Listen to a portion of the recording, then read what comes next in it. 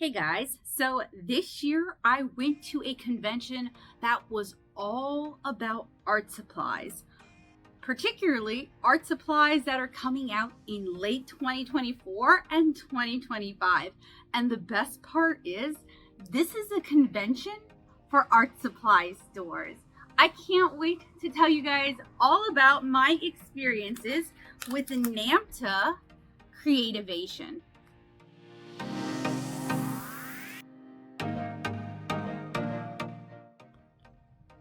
So first of all, hi. If you're new here, I'm Becca Holbein. I am a watercolor comic artist. I make the comic 7-inch Kara.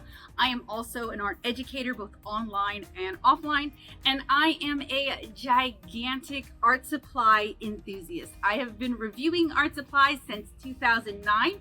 First on the Natto Soup Studio blog and then here on YouTube. And I have a tremendous amount of experience with art supplies, including 2 trips to Japan to find cool new supplies to bring back for my own use here in the States. I have been trying to join NAMTA for a long time, I think since 2017. So I really I'm excited to share this experience with you guys. It's been a long time coming. It's something that I have been really working towards. This is a vlog style video. I'm not going to tell you really how to get into NAMTA. I'm not necessarily recommending that you attend NAMTA. This is such a specialized sort of niche thing that I think it benefits a few people to go to this show, but for most of you guys, everything you're going to want to know, everything you're going to need to know, I'm going to be able to tell you in this vlog. Because if you're interested in art supplies, going to Creativation is not going to sate that itch as much as you would think. Also, I apologize if it is noisy. We just finished up with the show and we are going to be leaving for a while, so I'm going to have like a 2-week period where I can't edit video. So I have someone staying here, but I am in the front of my house recording, which is super duper noisy. My husband is inside doing a work call and everyone can hear everything, so that's not going to work. And there is someone in my neighbor's backyard listening to music and working on the generator, so that is also not going to work. So we are just going to do the best that we can. I promise I have footage from the show floor. I have footage from various days, so it's not going to be just this.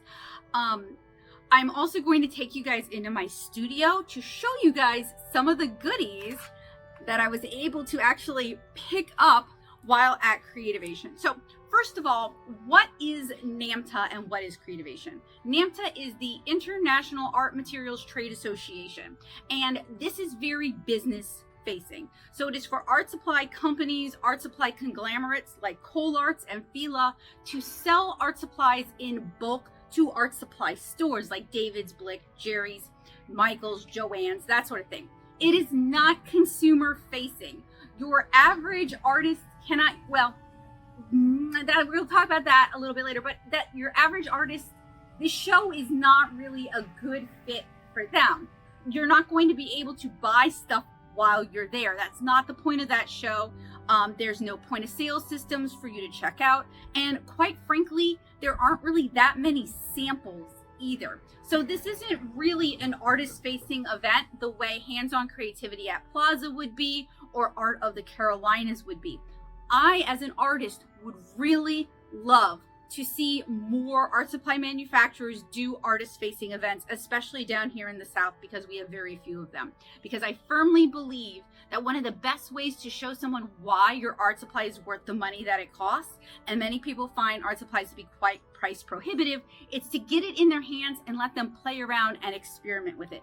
Which is why when I'm teaching watercolor classes, I use professional grade paint on cotton rag paper with 9-inch brushes so that my students get that experience and they can understand where I'm coming from. So the reason I am interested in NAMTA, the reason I'm interested in Creativation, and by the way, NAMTA and CHA combined, so if you guys used to watch scrapbooking videos that featured like people going to CHA, they're now the same thing. And that kind of resulted in an interesting change because what I remember from watching CHA videos is that, you know, there were a lot of craft vloggers, bloggers, influencers, just more crafters there asking about the products, wanting to see demonstrations, that sort of thing. So that's really kind of what I was expecting, and that's really not what I got. So I applied to, well, okay, years ago when I inquired about joining NAMTA, membership was about $10,000, and this was for businesses, right? So that kind of makes sense. You're going to have access to bulk wholesale prices from these manufacturers. Again, not a public-facing event. At the time, I asked if they had any artist memberships, and they couldn't really understand why an artist might want to join. And I explained that I review art supplies, and I'm actually intensely interested in how my art supplies are made, and I want to be able to talk about this with, you know, education and knowledge with my viewers. And a few years passed, and this year my friend Kabocha and I were kind of chatting about NAMTA, and she was like, you know, they're in New Orleans this year. And I was like, you know, maybe this is my year. So I checked it out, and they actually started offering less expensive, smaller memberships. There's two types. I am the creative professional digital content creator, and I forget what the other one is. I'll try to pull it up for you guys on the screen. It's been a long week, and I had a migraine for most of it, and I'm trying to talk over the noise of Louisiana. So if I'm a little fritzy, you know why. This isn't a deep dive. This is a vlog. This was about $200, and I had to apply for it, which means I had to fill out an application. I had to write a little mini essay about why I wanted to join, and I had to give some of my social numbers, which I hate doing. And I ended up linking a lot of my work because I felt like that, and some of my videos, I felt like that really best explained what I was interested in and why I wanted to go. And I received approval that I could join NAMTA, so I paid. And basically what this grants me is access to the convention. So for $200, I can pick up a badge and walk the trade show floor. There are also classes on Saturday and Sunday. I was not able to attend Saturday classes because we had a pre-existing family benefit that we were attending to be supportive. We had promised to do that months ago, and family is more important than work, let's be real. So I wasn't able to take any of the Saturday classes, but there were several that looked really interesting. There is also a social Saturday evening that we were heavily encouraged to attend. It was called the Mardi Gras Social, and it was for people who do what I do to be able to talk to some of these companies one-on-one. I really, really, really wanted to attend that. Unfortunately, and I don't remember how much I got into this, but we didn't actually receive a lot of information about like what time registration was going to open, what time it was going to close, that sort of thing. That came after it had already started. So I basically missed out on registration on Saturday. So I wasn't able to attend the Mardi Gras Social, but I do think it would have been hugely beneficial for me. And I do think it would have been worth my time. But again, family is more important than work, especially because realistically, as much as I love doing this, this is a very glorified hobby, you know? So we did attend 2 classes on Sunday. You pay to attend these classes. I'm going to talk more about the classes when we get to those, but I took a class with Holbein and I took a class with Stoneground, and they were very different class experiences. And then after Sunday, we just walked the trade show floor. So the trade show floor was open Monday, Tuesday, and a little bit of Wednesday. We managed to go for all 3 days, and show hours for the first 2 days were 9 to 5 and then 9 to 2. And I'm going to talk about this more, but I have several disabilities that make it challenging to get moving in the morning. So we didn't get there at 9 because we do live out in the parishes, but we were able to make it each day. We were able to talk to, I think, almost everyone. Some reps and manufacturers were delighted to talk to us, and some kind of just ignored our existence altogether, which is understandable. This is a business-facing convention. So The interviews that I was able to get, I am super appreciative of them taking the time to talk to me, answer my questions, and show off what is coming up, because not everyone was willing to do that. So I am really grateful that they took that time to talk to us about what they have coming up. I was selective about who I talked to, in that I talked to companies that make things I like, companies that make things I use, companies that make books I read. So I didn't really talk personally to any of the crafting tables, because we don't really do a lot of that here on the channel. But there were, Jacquard was there, American Crafts was there, We Are Memory Keepers was there. There were a lot of crafts in addition to art. It wasn't just fine art materials, although I think they do focus on selling to arts and crafts stores. So you weren't going to see, say, hand spun fibers. You weren't going to see like spinning wheels or fiber artist kind of materials. That is probably more woolen folk than it is NAMTA. Now, for those of you who enjoy my brutally honest reviews, and I put air quotes because I don't think I'm being brutal, but some of you guys do, so brutally honest reviews, that's not what this is about. This is a trip that a convention I wanted to go to. It was a birthday present to myself. I just celebrated my 38th birthday and hit 20,000 subs, so thank you guys so much. Thank you for joining me on this adventure. But it was a treat to myself. I love art supplies. I love seeing what's coming out. I like talking to art manufacturers. I have attended every hands-on creativity that I could. I try to educate myself with art material information as much as I possibly can. It is a hyper focus for me and just something that I enjoy. So this was a treat for myself. And rather than treating it like, I did ask some questions, but it was a very gentle approach. So if you feel like you're being sold to, you are. I told them to show us what they got, what they're excited about, and what they think you guys might be interested in. Also, keep in mind that you're going to see a lot of stuff that's not going to be on the market for months. Some of these we've started seeing in the gray market, and I would not encourage you to buy from the gray market, because it does mean that we get less legitimate distribution at stores that you might be able to physically visit in person.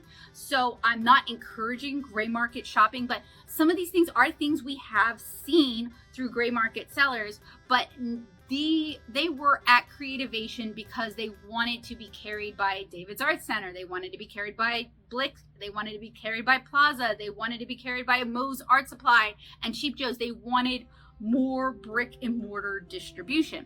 Something else that I found quite interesting is that we had several vendors from Korea and from China. We had Mungyo and ShinHan, which I was really excited about. We had Art Secret, which I was pretty excited about. And we also had manufacturers who were looking to white label and work with companies as a white label product. And I didn't really talk to them because, one, NAMTA has a photography policy. They had little signs around, and I'll explain that a little bit more in a bit, but a photo or camera with a yes or something like that means yes, you can take photos, you don't have to ask. Then there's the please ask, and then there's the no photos. And many of these Chinese manufacturing groups had the no photo sign up, so I assume that also meant they were not open to being interviewed as well. So I chose to respect that, and rather than put anybody on the spot, we're not doing that. But I do have some more generalized footage of the show floor. I wasn't really sure because they didn't really talk to us, at least not in the meetings I was able to attend, about what we were and were not allowed to do. The Zoom meetings were very focused on this arts and crafts project that they were working on with some but not all of the members, where they were making these gigantic cardboard letters that spelled out Creativation. That took up a lot of the Zoom meetings, whereas actually answering questions about what we're allowed to do, what we're expected to do, what is and is not okay. Is it okay to ask for samples? Is that considered tacky? I wish they would have talked to us about that, because I was a new member. I have to assume they had some other new members who might not know these things.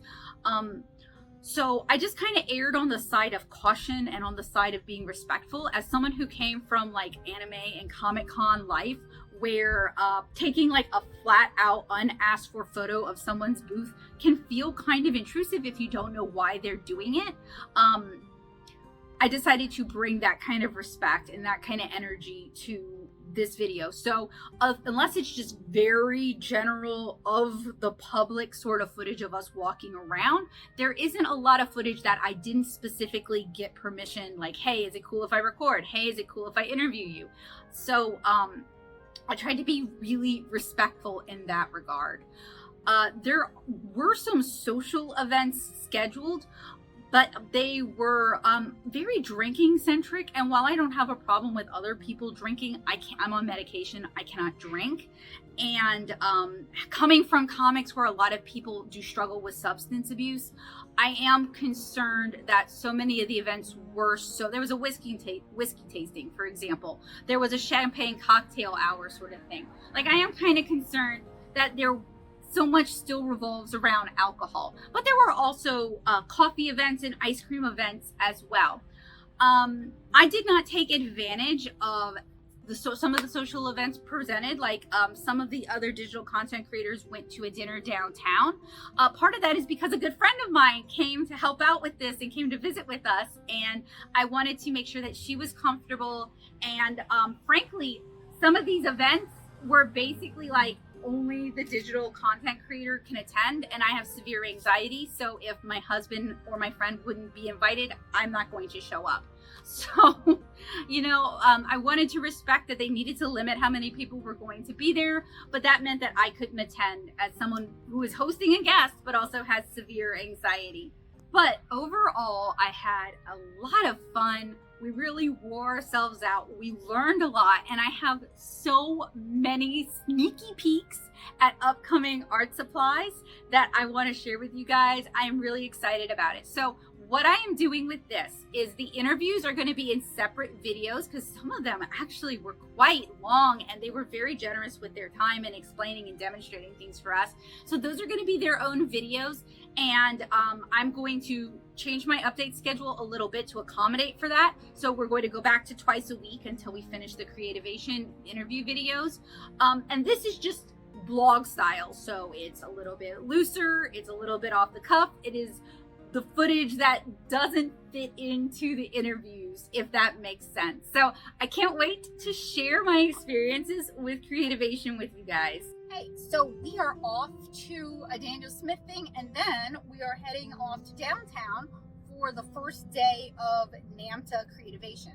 I wasn't able to do any of the classes today because we had a pre-existing family engagement that we needed to go to, but we are trying to make it in time for the Mardi Gras social. It just happens to be kind of at the same time as the Daniel Smith thing is at David. So we're going to try to do both and see how that goes. We really enjoyed our time at the Daniel Smith demo. I've got a bunch of handwritten notes that I can't wait to share with you guys. Unfortunately, we have to jet because it is time to go get registered for NAMTA. Okay, so it is Friday evening. We're a little bit late, but it is time to attempt to register for Creativation. Okay, so registration was closed. They closed at 5. They didn't let people know that they're closed at 5. So that means we also can't make the other thing that we were registered for tonight. It would have been helpful if they let people know that registration was going to be closed at 5. Registration opens again at 8 in the morning, which means we need to get here earlier than our classes to hop in line to pick our badges. I'm sure in one of the 1,000 emails they sent, they mentioned this, but they literally sent like 20 emails. It is impossible to read all of those. So also, their app is broken. Can I get into it to save my life? It probably says that on the app. So it is like 9:40 in the morning. We are getting ready to go try for Creativation Day 2. We received the email that registration ended at 5 this morning. So that would have been super helpful like Thursday or Friday or Saturday morning, not Sunday morning. So we have 2 classes. We have the Holbein watercolor class, and then we have the Altenew watercolor class with Sarah Simmons. I am looking forward to that. And then the rest of the week, the rest of the show is the trade show, where I'm not exactly sure what to expect, but I'm looking forward to looking at some new art supplies and sharing them with you guys. So I will share what I can today. No promises and no guarantees, but it should be interesting. So let's go.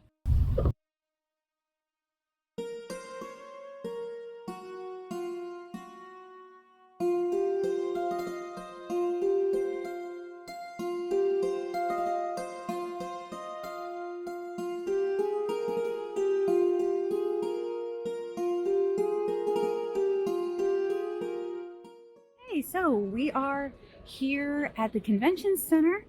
We are heading towards registration. Doesn't look like there's a huge wait. That is great. And then we're going to head off to our first class, which is with Holbein. So registration was super easy. They have a little freebie section here with some cute ribbons for your lanyards, as well as tote bags, as well as your lanyards. And as I said, registration was super easy. We scanned our QR codes and they printed up our badges. It was very quick. So now on to our classes.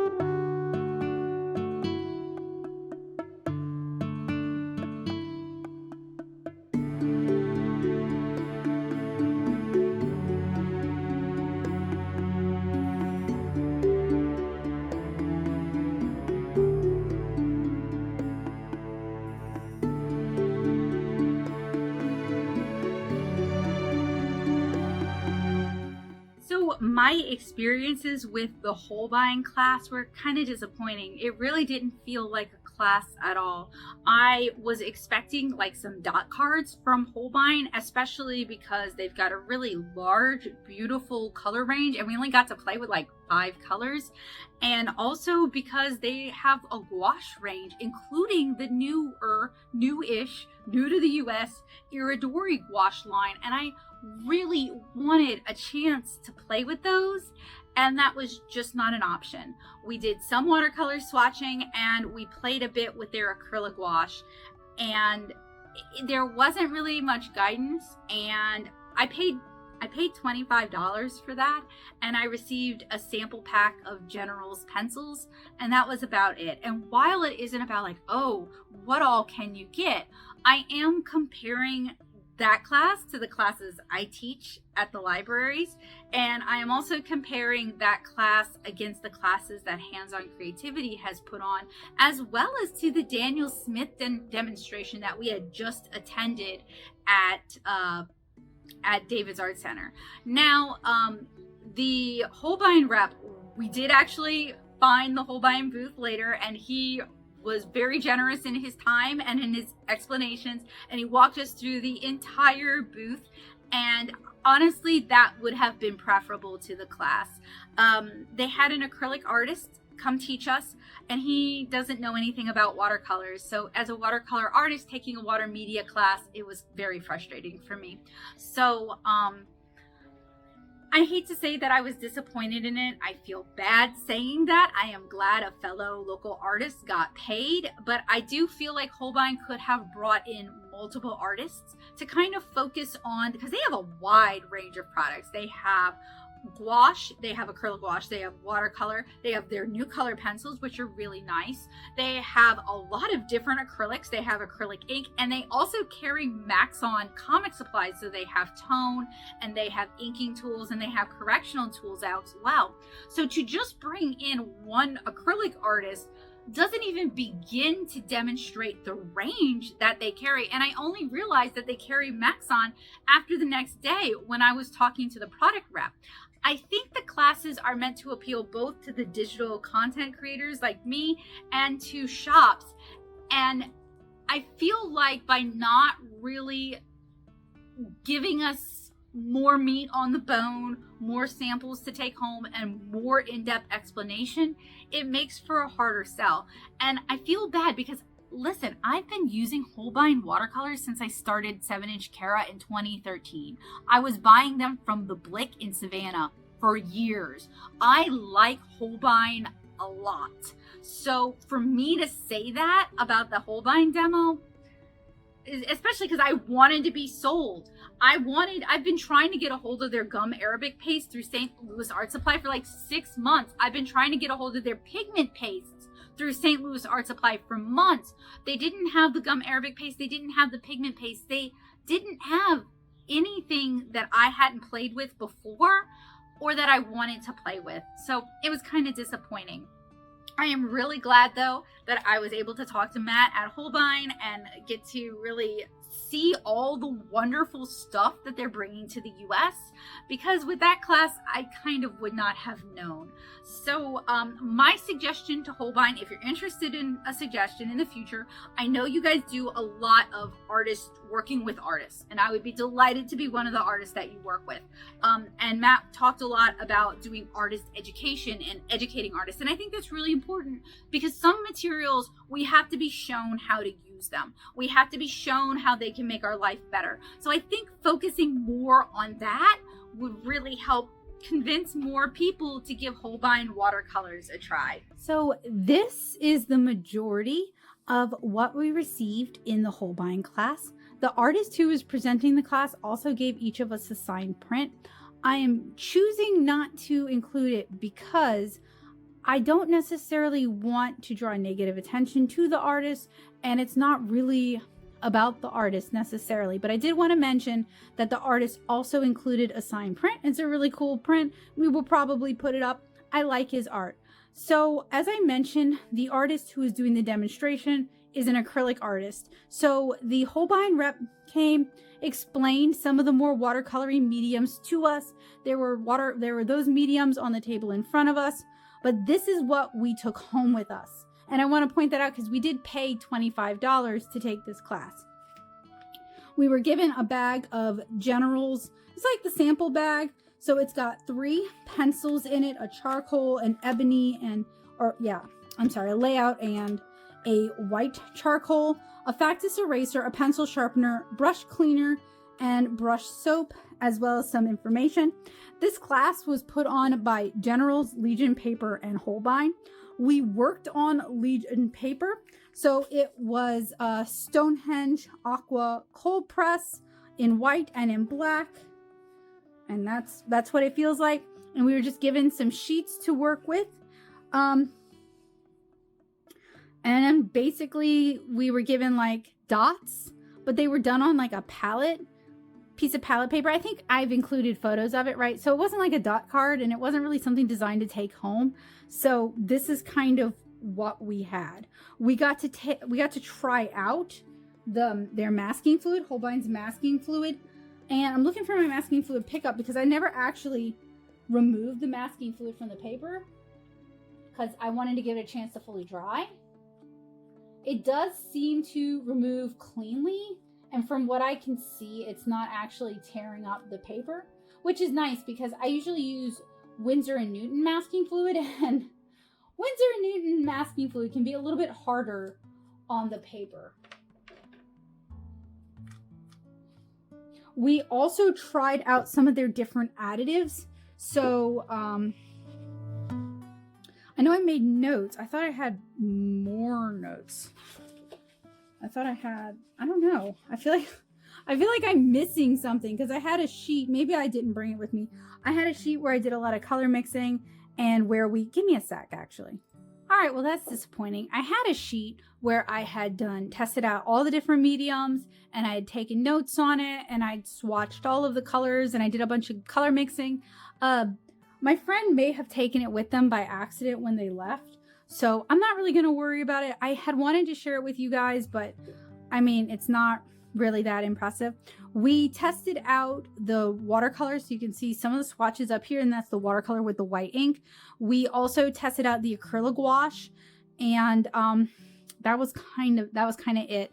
Unfortunately, so here's what I don't get. Now, I would not have signed up to take an acrylic class because I don't really care for acrylics. Okay, I took a Watermedia class.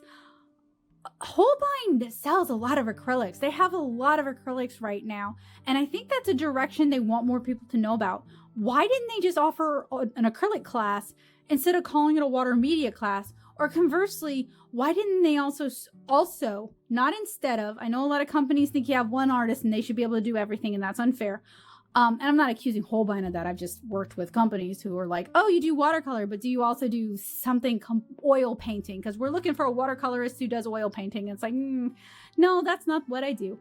But anyway, it would have made sense to me if they wanted to showcase both, to hire 2 artists and have 2 separate classes. Your acrylic art, because he is a really good acrylic artist, to have your acrylic artist really shine by demonstrating the acrylics and really helping to sell those acrylics and teach people techniques with acrylics. And then also have a watercolor artist talking about the watercolors and the gouache and being able to explain them in a way that only a watercolor artist can do. Instead of having an acrylic artist, it's like having a duck asking them to, or having a chicken and asking them to swim like a duck. You know, both lay eggs, but they're 2 different kinds of birds, and it's unfair to expect one to do everything the other does and vice versa. So I was kind of disappointed by that. I don't blame the artist at all. I have been in that artist position where I do a thing and the people who hire me know I do a thing, but suddenly they want me to do another thing. In fact, when I teach, quite frequently, we have an age creep where I'm teaching teenagers supposedly, and then parents bring 3-year-olds, you know? So like, I can relate, and I'm not at all talking smack either about Holbein or about the artist, but really like, because they wanted to demonstrate Watermedia and color pencils, they probably should have just broken it up into 2 different classes with your acrylics and your acrylic gouache, and then your Watermedia, because it just wasn't really, like, it wasn't anything I hadn't heard 1,000 times. It wasn't, other than adding the white the white ink to the acrylic gouache into the watercolor. It wasn't anything I've never done before. It wasn't any paper I haven't played with before. It wasn't any materials I hadn't tried before. It wasn't any techniques I'd never done before. The only thing I kind of learned was that you can add gum arabic to gouache to get it more translucent, to get it to behave like watercolor. And because I want the Iridori watercolor line to come back, that is why I was interested, because they have an Iridori gouache line. So this one was a little bit disappointing.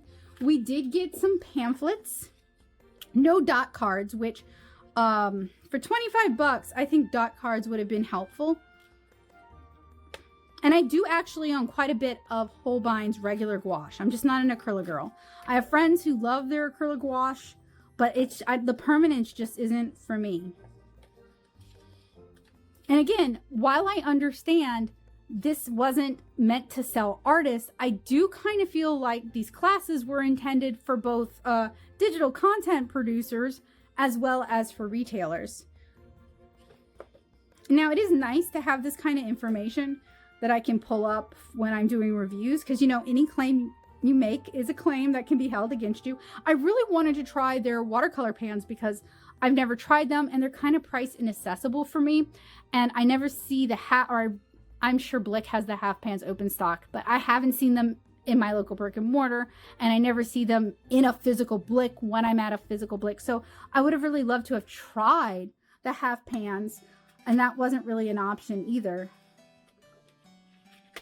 And then they have these really cool sets, and he had them out at the table, but it would have been cool if he'd brought them and talked to us about these sets and what makes these sets so special. And I'm a little extra disappointed because their rep does artist outreach. So like, you could have just done the artist outreach and that would have been really cool.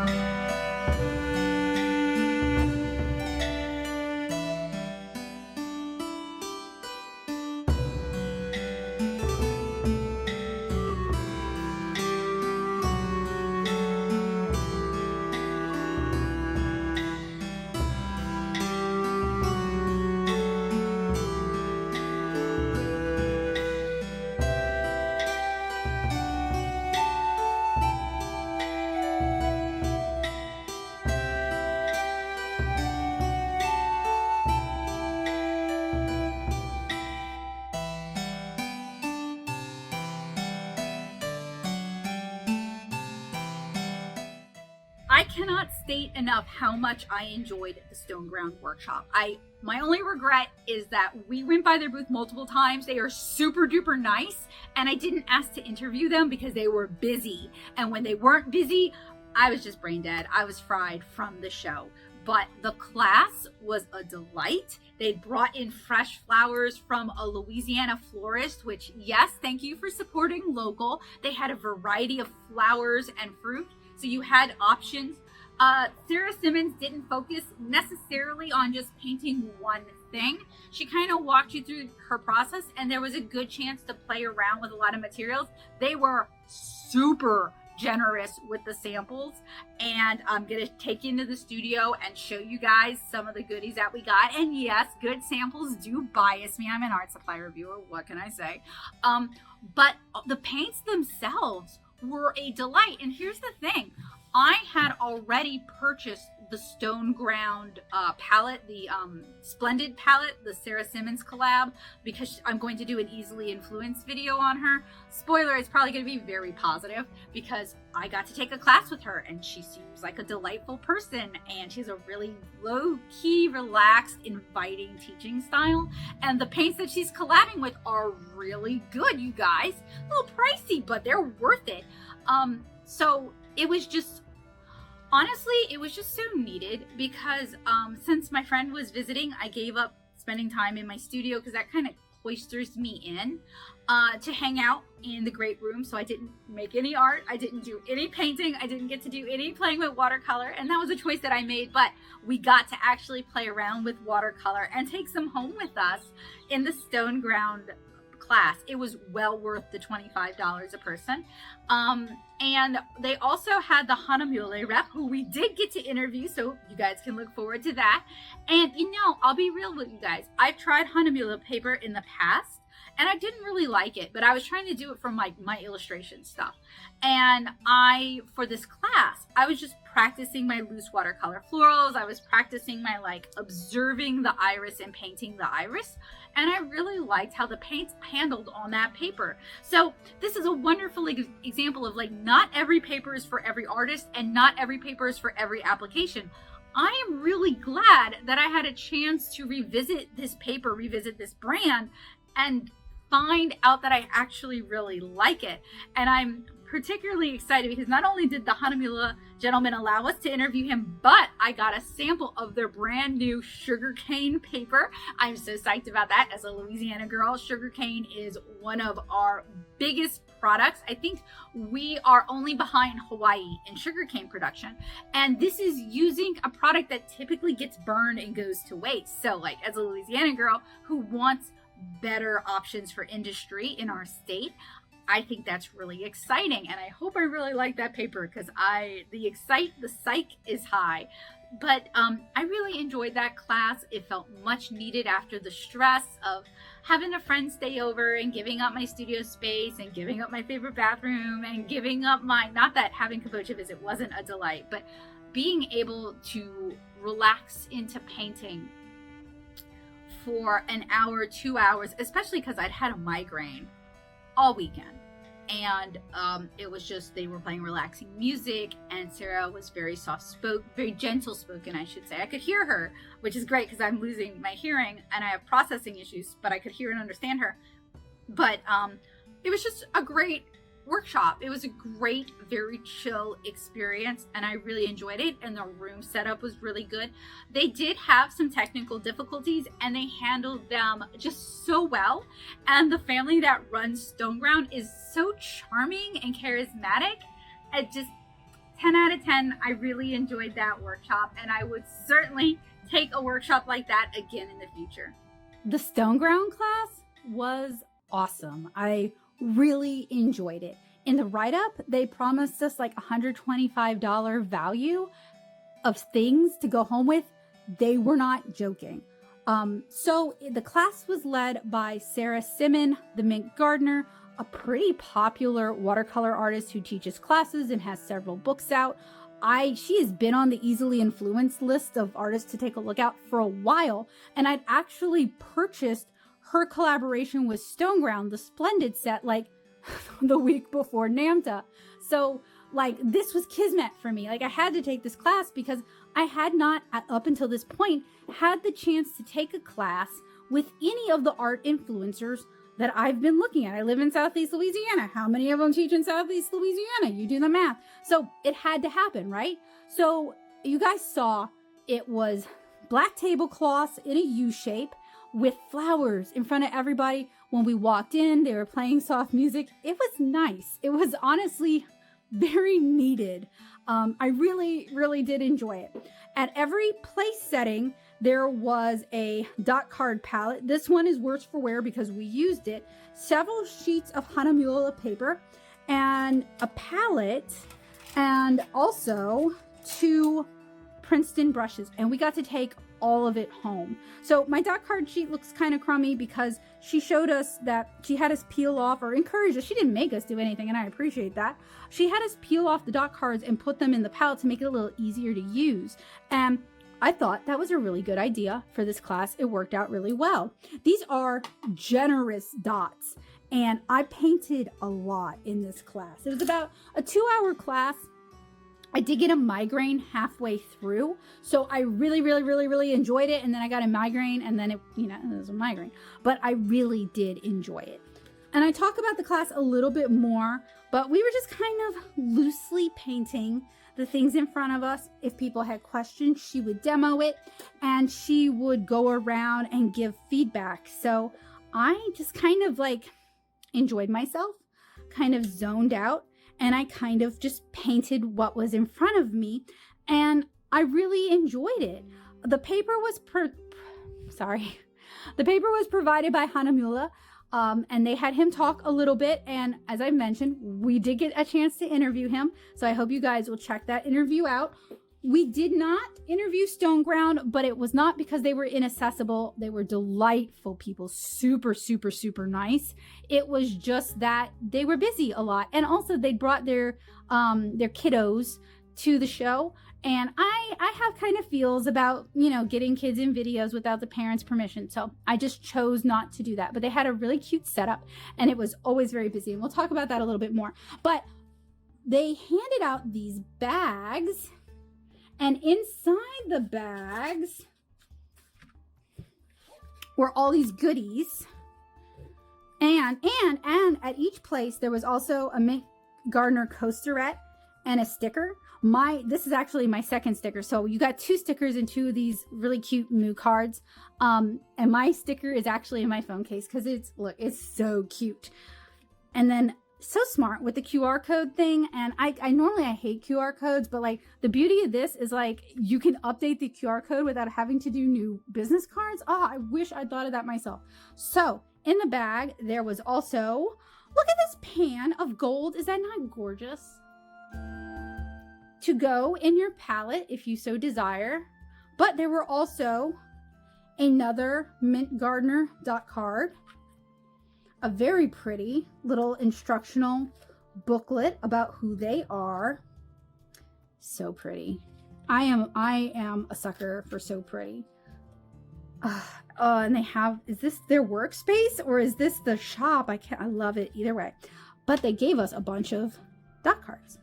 So the Night Garden palette, the Plain Air palette, the Landscape Gouache, more information about the Mint Gardner, and then more information about their paint.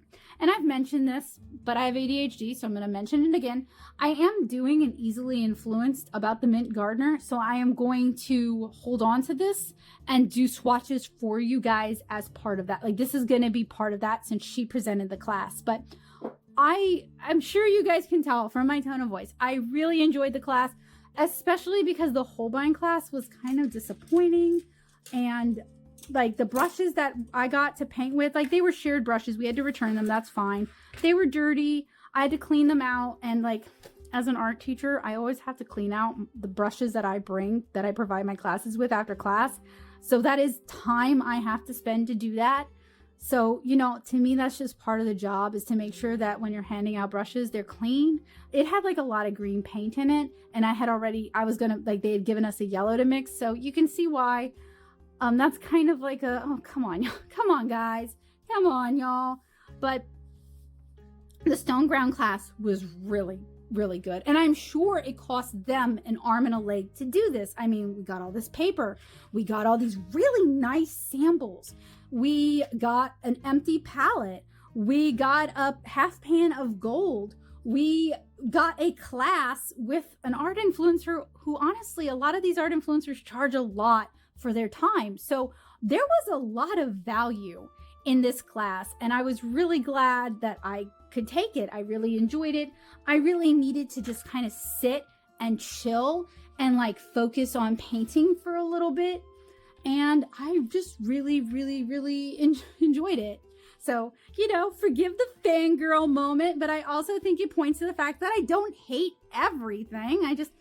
am hard to please, but I really enjoyed it. I might take another class with her again because I really enjoyed her personality. The only reason I wouldn't is because that would be money that I would like to experience getting in the minds of a lot of different artists, you know what I mean? So that would be the only reason I would not consider doing it again, but I really did enjoy it. And I really, both me and my friend, because we both took the class together, really felt like we'd gotten our money's worth out of it by far, right? Like 25 bucks and we got all this stuff and we got to take a class and it was really cool and I had a really good time. And I bring this up and possibly harp on it just because if other companies are, if you want to know how to court me as an artist, you don't have to send me a bunch of expensive product.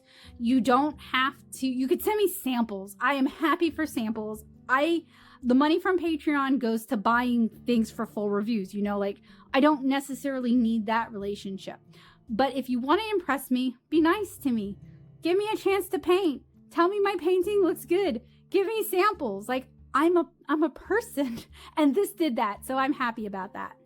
Hey guys, so we're getting ready to head off to the second day, technically third day of Creativation. This is the first real day of the trade show. We don't have any classes today, so today we're basically just art supply shopping and talking to different manufacturers and stores about what they have new for 2024 and 2025.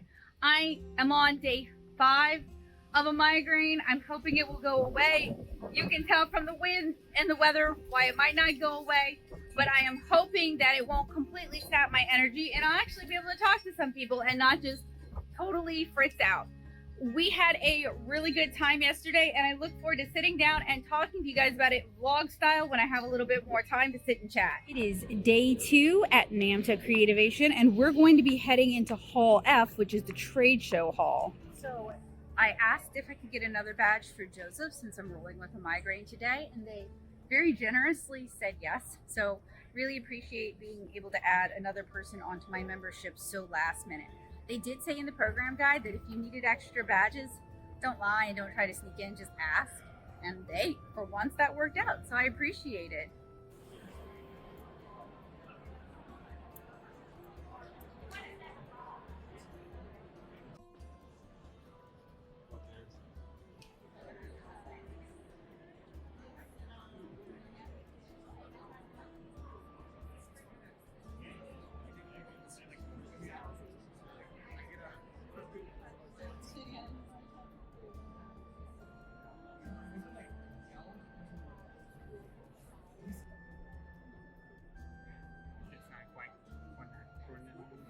No. No, with the labeling. No, yeah,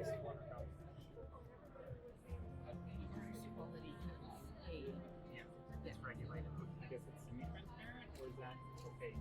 This is pretty opaque. Yeah. It's almost a wash.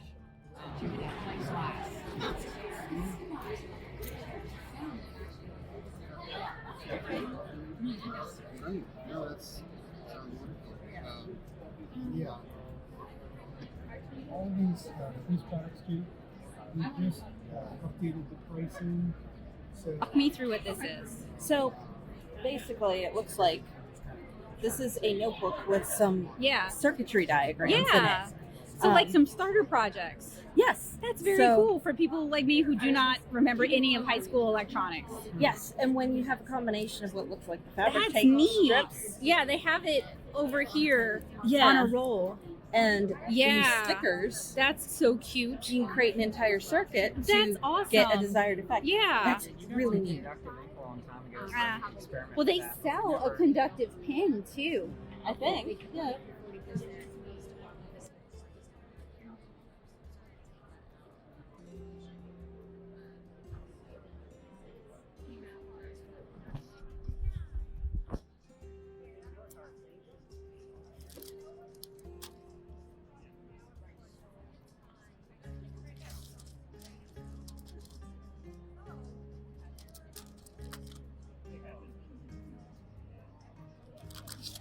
I'm just so excited about these paper packs. special to us because the paints that are in there. I know they're paint powder, bean. They're green handmade in paints. Canada. Yeah. So indigenous woman-owned company. I have a lot of her paints myself. Like I've done a couple of math sets filled with my little paint pads from here. That is so exciting. I'm going to have to request from my local brick and mortar that they get a hold of some of these. Yeah. So I'm particularly excited for my fountain pen friends because we have the Rhodia dot pad. So this is all, I can't come home and buy, or I can't buy stuff here today and come home with it, right? This is for your local art supply stores to request these things. And how can we request things if we don't know what they're offering? What I'm also really excited about is the Clairefontaine watercolor paper. I haven't had a chance to try it yet. I've been wanting to, but most of the online distributors, I feel like it's a little high with the shipping. So I'm hoping I can talk my local one into carrying it. And they also are carrying J. Urban the pens as well as the inks. So my fountain pen friends, I'm sure you guys are excited about these. I'd love to see some swatches as well as the beautiful glass pens and the Stillman and Byrne sketchbooks that I know a lot of you guys are super excited about. We're at the Mungyo booth, and I am, as a watercolor person, I am particularly excited because we're going to start seeing Mungyo tube paints in around 3 months, which is really exciting. But I am particularly excited about these little watercolor palettes. They are magnetic and repositionable. And in the US, we're gonna be able to get these through Jerry's Artorama. So that is really exciting because I love this form factor. My field and travel watercolor friends are gonna love this. And they are going to sell the empties for these as well. So you can completely reconfigure it however you want. You can add in half pans, you can take out half pans. I think that is just so cool. I did not realize there's a bigger mixing surface underneath. That is super cool. So Art Secret is at NAMTA, and you guys have heard me talk about their brushes a lot. You know that I have had some really good experiences. You might recognize this set. They are also creating these really cute ceramic palettes. And apparently they are willing to work with you for white labeling if you're ordering like 100 pieces, which is actually a pretty reasonable entry point.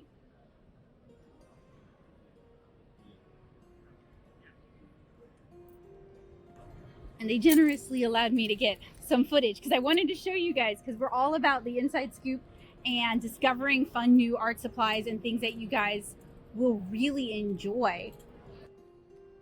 But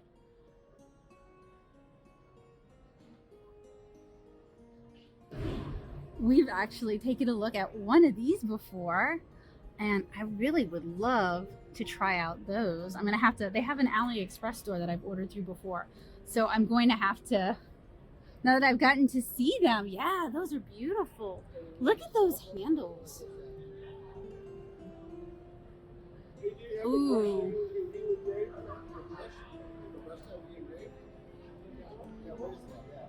Oh, I know about these in a shorter format too. Those are really good for fun textures.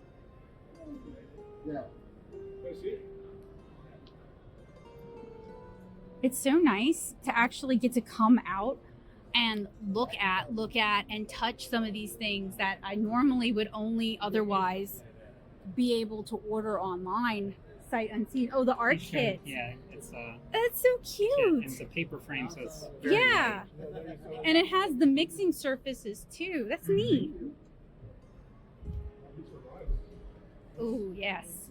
I'll bring a big one. I'll bring one of my big ones. All right. These are nice. Wow. Yeah, we know about these too. Yeah. Oh, thank you. All right, so it is about 5 o'clock.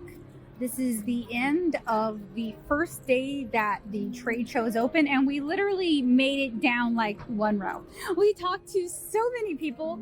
We learned so much.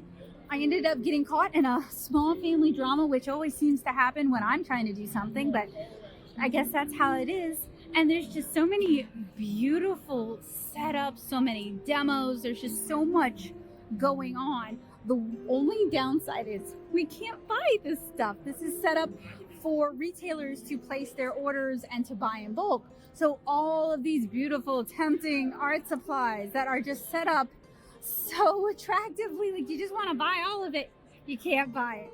So if you guys saw something interesting today, you have the same options I have of asking your favorite art supply store, whether it is Blick or Jerry's or David's, asking them if they wouldn't mind carrying or ordering these things for you. There's been a few that we could order through them directly, so we all have an equal shot at getting them. But if you guys saw something that really appeals to you, you need to ask your local brick and mortar to get a hold of it for you. So our first day of the trade show, we only got through like 1.5 rows. There was so much to see, and we just enjoyed talking to everybody and looking at everything. So we decided for day 2 to be a little bit more strategic, to revisit the program guide that we had already marked up, mark off the people that we had visited, and try to make sure that instead of hitting everybody, which it'd be nice to hit everybody, but it's only so many days and we only have so many spoons and so many forks, we are going to be a little bit strategic in who we visited for day 2. This is everything that we got on day 1. Cavallini was doing a tote bag giveaway, but we were a little too late for the tote bag, so they gave Joseph a tea towel with the color wheel on it instead. We also chatted with the folks at Daylight. They have a bunch of really cool new lamps coming out or are coming out. And I mean, we use Daylight lamps in the studio too, so it'll be nice to replace some of those lamps. But we have an interview with one of the owners, and super nice guy, and he sent us away with a couple of, this one is for Joseph, and then he sent me away with this canvas light. I'm really excited about this because sometimes we get some flickering in some of the videos, and those are just normal, like full spectrum bulbs and inexpensive holders, so they can oscillate sometimes. So it'll be nice to hopefully set this up maybe around my recording studio to replace a couple of the lights that I am literally looking at right now, and maybe we can stop some of that oscillation. But it was really nice of them to send us away with these, and I look forward to talking about these. I can't review them because they were a gift, but talking about them in another video. So Monday, we didn't really make a whole lot of progress through the aisles, but we were able to pick up some brochures. We did ask permission, or were just handed brochures, so we didn't just take, you know, whatever. Kabocha picked this up from the Yiwu Be Creative booth, and this is, so they are a Chinese company that do like ODM, white labeling, OEM manufacturing. So it'll be interesting to really flip through this at a later time and see if we don't see some friends that we recognize. But they offer all kinds of things, including alcohol inks and watercolors.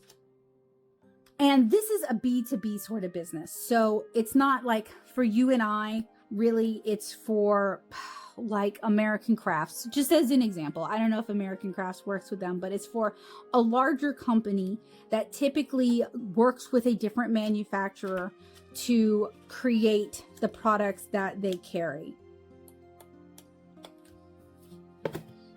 We also talked to the Coom sharpener people, and you guys know I am a fan of their sharpeners. That's what I use here. I didn't realize that they made brushes. I haven't really had any experience with their brushes. I am most interested in their sharpener. I didn't even know that they had these grips. Oh, but I did know about these grips, and I didn't see these grips, and I really love these grips. And these grips are like $11 a pop. on Amazon. So if I could find someone who carries them, I would love to get some more. Especially because I have a video on different grips coming out. But you guys can see, right? This isn't a catalog for consumers. This is like store setup catalogs. And then there's sharpeners, of which I have several. And this is also what I bring. I bring their little magnesium sharpeners to classes. In fact, I picked up, not this one, the double-sided one like this one from David's, because it sharpens this one, 4 different sizes of pencil. Yeah. The magnesium sharpeners. I like these for my classes because they don't snap Prismacolor pencils.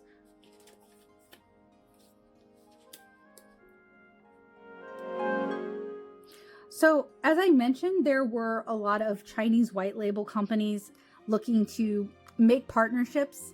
So definitely didn't have samples, and it was a lot of like what they had on display were a lot of these kind of brush sets. Which, as an art supply reviewer, it is always kind of interesting to kind of figure out who's making what and if we can get it from a more affordable source without necessarily all the big markup. We also talked to DaVinci, and I finally got to try one of their Cosmotop quills, and I need to go buy one because I really liked it. I'm very picky about synthetics, and from what I was able to use at the show, they had a demo out, so I got to play around with that. I really liked what I saw, especially because I know a lot of you guys are vegan and vegetarian, and you guys are looking for more friendly, animal-friendly options. Plus, for larger brushes, synthetics are usually the way I go because they're more affordable. They did send us home with a couple of their Colninho, I think that's how it's pronounced if it was in Portuguese, with a couple of these samples. These are also vegan. And while I like these, it was the Cosmotop that really won me over. Alumacolor was there, and they had some really cute giveaway samples. Kabocho went home with a whiteboard eraser with an aluminum handle, and I had to go home with one of their rulers because you guys have probably seen it in the background, but I have a really big Alumacolor inking ruler that I've had since my SCAD days with the little inking bevel edge and with the foam bottom. We also have a lot of business cards, which I'm going to blur out and shuffle away. Because like I said, this is a B2B sort of situation. And while I brought my business cards don't contain any revealing personal information, but some people's do, so I want to be respectful of that. While we were there, we encountered this small paper company that had some, so it is SMLT Art.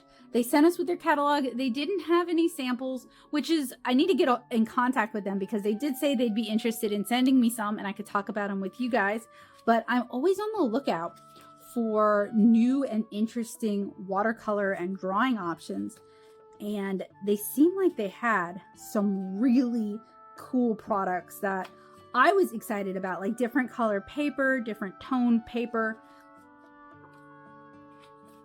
these really cute little pocket travel sketchbooks, hand sewn books, watercolor paper pads, you know, all this good stuff.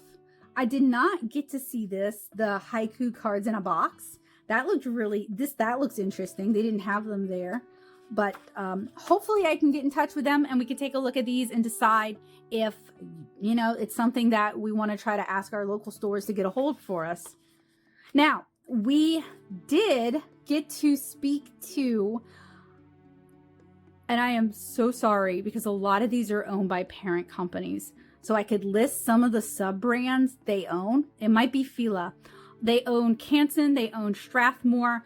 The gentleman who was the service representative there, he was super friendly. He knew his stuff. He walked us through the whole booth and was able to show us a bunch of stuff that he's really excited about. That's going to be its own interview, so I hope you guys will keep an eye out for that. But he did have a memory blue dot card that has all of their colors in it.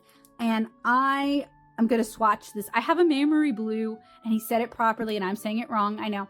I have a field test for these, and spoiler to the field test, I ended up really liking them in a practical application setting, and I'll show you guys how the art turned out.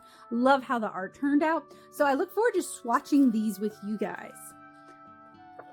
Oh, they also carry Princeton, and I used to use Princeton Neptune watercolor brushes a lot when I was first starting 7-inch Cara, and they're just a little less available where I live now, so I haven't been buying as many, but I got to try out one of their quills, and I really, really enjoyed it. So I'm going to try to get a hold of a couple of their bigger quills. Their mottler was also really nice. And as I mentioned before, we did talk to DaVinci. And where is they have a bunch of interesting sets, but it was their Cosmo top that I was like excited about. I also love how these companies are starting to do more like influencer and artist collaborations. To switch back to DaVinci, they definitely do that. Not DaVinci, to switch back to Princeton, they definitely are known for that, but it looks like DaVinci is working some more in. Look at these cute little paint fingers. They're brushes that go on your fingertips. And they were a really busy booth. So while we got to try some of their things, I didn't get a chance to look at everything that they had. Now, we did get to talk to the Clairefontaine, Rhodia, Stillman, and Byrne reps while we were there. There was a little bit of confusion at first, but they did send us away with, because at first we asked if we could take photos and record, and they were not cool with that. And then Joseph gave them my card and my magnet, and then I was like, oh, okay, yeah, sure. But by that point, I was a little bit anxious. So we really decided to just focus on taking a look at what they had there physically. And I really would have liked to have tried the Clairefontaine watercolor paper, because Clairefontaine typically specializes in fountain pen papers, but as somebody who likes both watercolor and fountain pens, I wanted to see if their watercolor paper was, everything cracked up to be. And kind of disappointingly, a lot of these companies, if they had demos, they were hiring an artist to do the demo. They didn't just have things out for you to kind of experiment. Some companies did, but a lot of companies didn't. And I know, like from my experience, knowing Miss Adriana and Mr. Bruce, so David's and Plaza, they love art supplies and would love to play with art supplies. So I do think it's kind of a missed opportunity to not have more of these things out in a play setting where the vendors can get their hands on it and play with it themselves, rather than just watching another artist play with them. But I am excited to get to play around. These are sample packs. I was hoping more companies would have paper sample packs like this, because I do love paper. So we also visited the Japanese paper place, and they had this really interesting Konyako treated paper. And what it does, so this is the paper that isn't treated, and this is the paper that is it makes it really, really strong. Like they used to make paper kimonos out of this. And they were just trying to introduce this product kind of into the market. And I know some of my friends who are interested in fiber crafts, who are interested in bookmaking, who are interested in puppetry, who are more crafty than I am. This might be something that you guys might be interested in playing around with.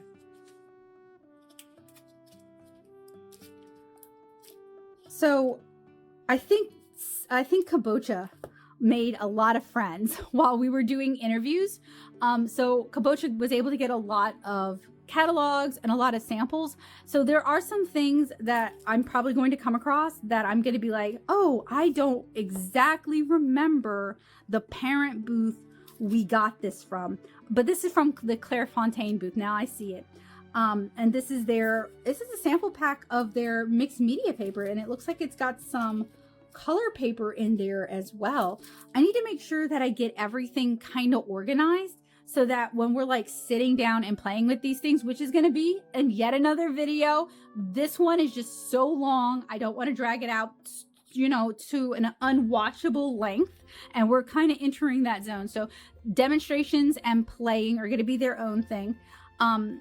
Anyway, we had the pleasure of interviewing Rocky Nook and also interviewing Schiffer Publishing. And these are two art book publishers, which if you guys have been watching my Easily Influenced series, you guys know I think that's intensely interesting. Now, Rocky Nook publishes the Morpho series, and I've recommended the Morpho series. I think it just covers a good gamut of human anatomy, and there's a bunch of books in the series. So it was a real pleasure to get to talk to them. And Schiffer has some of the most beautiful art instruction books that I've been able to review on this series. So we're not talking Quattro, which I seem to have a lot of complaints with, and we're not talking Page Street, which I seem to have even more complaints with.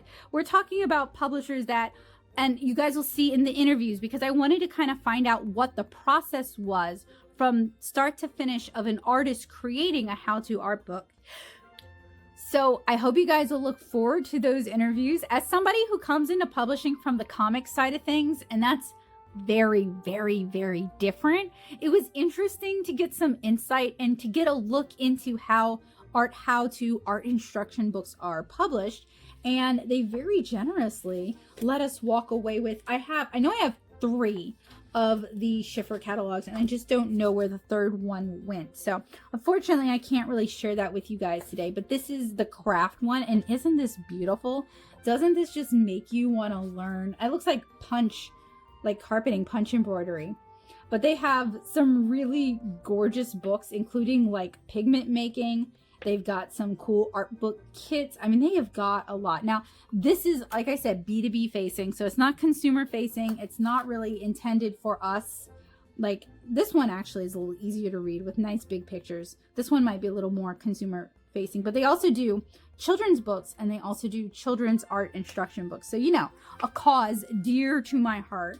And then this is their more generalized catalog. So you can see with all the tiny photos, these are really more geared towards businesses looking to carry a lot of art books. So this was another one that was really interesting. This is a new product, multimedia art board. While it says for watercolor, I was warned that this is supposed to be a super rigid multimedia surface. So it can take a lot of wear and tear and not warp all over the place, which, as someone who lives in Southeast Louisiana, that's really exciting, because that means my originals might not warp all over the place and they would be more ready for framing, right? So I was warned that they use a resin in the production of this, and to just give, if you're doing watercolor, to just give it a little bit more time to like soak in before you add on your additional layers. And finally, for Saturday, we were able to visit with Art Secret, which I was excited about because we've reviewed Art Secret brushes that I've purchased through AliExpress before, and they work with a lot of American companies for their brushes. So this is kind of the source for some of these. And you might see some brushes that you guys recognize. They also had some really nice ceramic palettes there in person. I didn't see these little plastic palettes here, but I mean, this looks like the HiMi gouache palette to me. And then here are the beautiful ceramic palettes. I'm really interested in this one. This big round as well would be so good for comics. I didn't realize that they also manufacture watercolors, but I'm the most interested in their brushes and in their ceramic palettes. And they very generously allowed, I think because I like got really excited when I saw their booth, kind of like with Mungyo. We visited with Mungyo on the first day as well.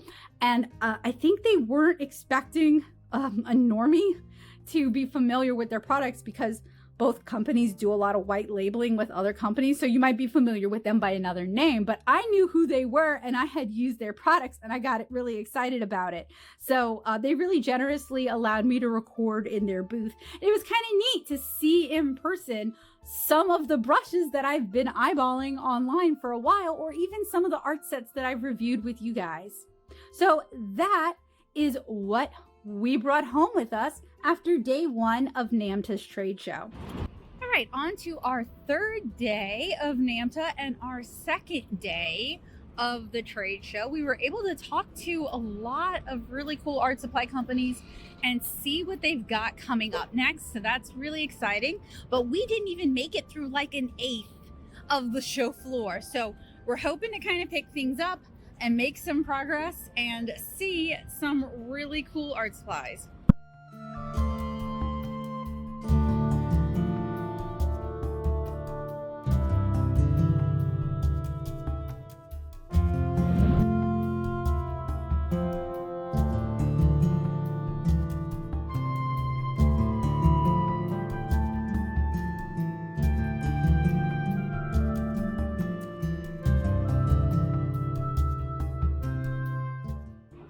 This is the new product showcase. They've got a lot. I'm going to try to show you guys what I can. And I think they're tiered by brand.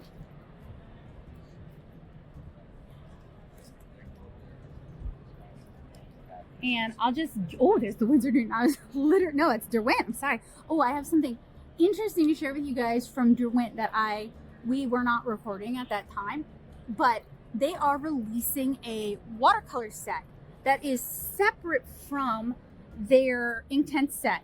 So if you like the working properties, this is it right here.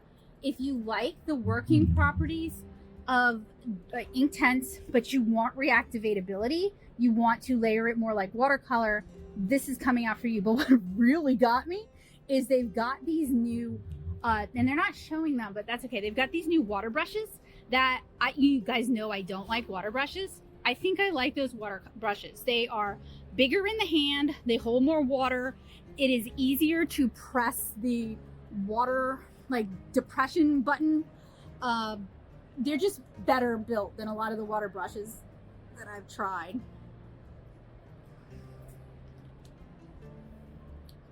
And so far, people have been really nice talking to us and sharing information and showing us what's new. Ah, yes, the new paint puck bowls. I'm excited about these too. I may move away from my click and go cup and just move to this. We have to see, I have to actually hold it and see how collapsible it is. And ew, okay. These are the King Art. I've reviewed King Art watercolors before, but I've never really played with their brushes. So that would be interesting. Sorry if I'm giving you guys motion sickness. Try not to. We're seeing a lot of Where's the Hahnemule? Sorry. No, you're fine. I'm just doing the circle of the deco art. We're seeing a lot of the move towards more sustainable products, more sustainable packaging, like moving away from garbage plastic to metal tins, which I love, and cardboard packaging. We're seeing using more recycled polymers for acrylics, like we talked about at ColArts. So you know, I love it when we really do it, when we can actually, ooh, that is cool, the sensory art, that's exciting.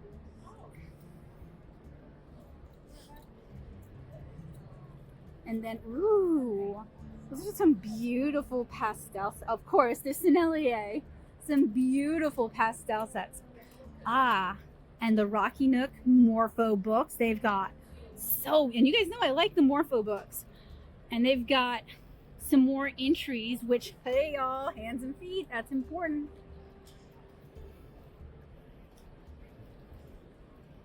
So I am like really excited about what's coming out. Like the Revival tubes, they were out of dot cards, so I'm gonna have to get a hold of these. Like maybe I can write to them and they can send me one, but I will probably be buying those because they have Tyrian purple, and I love Tyrian purple, and it is so hard to find as a color, and it's a beautiful red purple that just mixes so well for skin tones and stuff. So I'm really excited about what new art supplies are coming out. Sometimes I feel like I've seen everything. I've seen a lot of junk for sure. Not today, not this weekend, but like as a reviewer, I see a lot of junk. And this weekend I have seen so many cool things. Like I finally got to try a Cosmotop from DaVinci, and I really like it. And I'm gonna have to source some Cosmotop quills. But we have seen just so much, like this guy here, very cool. And I appreciate the smaller form factor too, because we have one of them. We've had a couple over the years, but we currently have one as part of our lighting setup. And for years, it just took up a lot of space with the base. And they have a new base design that's just more portable and less trippable. And I love that. So I'm really excited by all the, that Niji watercolors that I've been wanting to like try out. I've just been excited this weekend by what we're seeing that's new. Okay, so this is first off, they have a story of paper, which if I can figure out a way to show you guys, I will. I'm gonna go around the back because they have all three brands listed. We have Fabriano, Raphael, and Sennelier, as well as Isabey.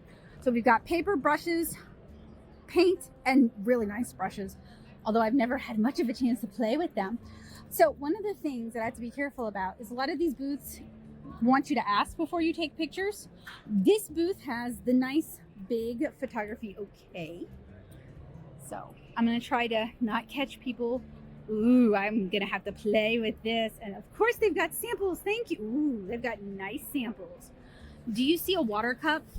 I do not. I don't, yeah. I want you to play. There's a water jar right here. Cause some of these brands I only, is there any, no, it's wet. Oh. Try the soft aqua. I like this stand here. I have, with the red caps on my brushes. That's what that does, but this is also very nice. That little display stand, so that they can dry to a point. That makes sense now. Okay. Oh, they changed the boxes. Ooh, look, they added a little travel arm. Let's look at the bottom if I can. I'll fix it. I'm so sorry. I just wanted to see how it attached to the mount. We were able to get so many cool interviews on day 2, but there was one, let's say it's a problem. It's not really a problem, right? We really weren't able to get any samples, and people kept asking us if we were going to come back for day 3. Now, initially we were going to bring Kabocha back to the airport on Wednesday evening, so we weren't really sure if we were going to make it back out to the convention center. But, so many people were like, you gotta come back for day 3, that we decided to make a commitment and return for the final day of NAMTA. So here is the second day's goodies. We visited and talked to a lot of people on the second day. So I'm gonna try and get organized really quickly. And there's gonna be some great sneak peeks at interviews that we were able to do. So this is not in order of how we did it. I'm just kind of working my way through. But we talked to Hahnemule, and they actually helped sponsor the painting class that we took on Sunday. So we'd gotten to play with their cotton rag paper. You guys might remember I bought one of these in the past. He sent me home with another. I'm gonna take this with me on vacation and try to paint at least one thing from every day in this teeny tiny thing. And just kind of, even if it's not perfect, we're going for an amalgamation of the whole, right? Comic artists, not individual illustrations. But he also sent me home with this sugarcane paper. And I am really, really excited about this because it's 30% sugarcane, 30% cotton. And the reason I'm excited is I generally don't love mixed fiber papers, but I'm a Louisiana girl, and anything that genuinely helps our industries without contributing additional waste, I'm in favor of. And this is actually made with the waste from sugarcane. So after they've extracted the sugar from the sugarcane, they have all this bagasse, all this pulp. That's what this is made out of. And he talks about that more. I pump him for information in the interview because I am way too excited about this. I've even done a sugarcane illustration as part of my Louisiana food series. My papa used to grow sugarcane in his backyard garden. Like, you know, I think it's kind of cool. We got to talk to Derwent, and they did, after Wednesday, send me home with a set of their new water brushes, and I'm really excited about these. These are a larger form factor. I got to play around with them, and they were a lot easier in my hands than water brushes typically are, and it was easier for me to get the water out. And it was also like I wasn't just squeezing all the water out of them like I do with cheaper water brushes. So I really like these, and I think they have a lot of potential. We did interview the Derwent guy. He showed us a lot of stuff, but something that came up after the interview ended is they are coming out with a line of watercolors. And some of you guys might be like, Becca, duh, they already have the Derwent Inktense watercolors. They already have the Graphitint watercolors. They already have the charcoal watercolors. Like, they make watercolors, Becca. Y'all, these are formulated to be more like watercolor. So unlike the Inktense that once they're on the paper and they're dry, they're not coming up, these are going to be more reworkable. So if you like working with Inktense, but you want some of those properties of watercolor back, these should be able to do that for you. I don't have the watercolors here with me, but I did try to share them with you guys, and I do think they're kind of neat. We also spent a lot of time talking with John from Daniel Smith. We also went to the Daniel Smith demo for artists at David's. So I'm kind of thinking about putting the interview we did at NAMTA in with the class and just having that as one video. That's an editing Becca problem to solve, but we went to just go say hi and ended up asking if we could interview him and talk to him about what's coming out, what's new. He told us about their gouache. We got to see the cut. We're gonna find out here on the channel, and I'm gonna do some side-by-side swatches of their gouache versus their watercolor, especially for Mungyo, which is one of my favorite of their granulating colors. But these have what looks like a crazy amount of coverage.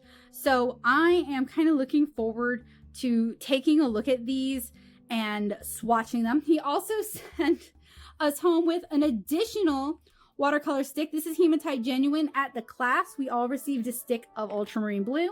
I was kind of playing around with the sticks, and I found that Hematite Genuine and ultramarine blue make this really pretty Payne's Gray-esque color.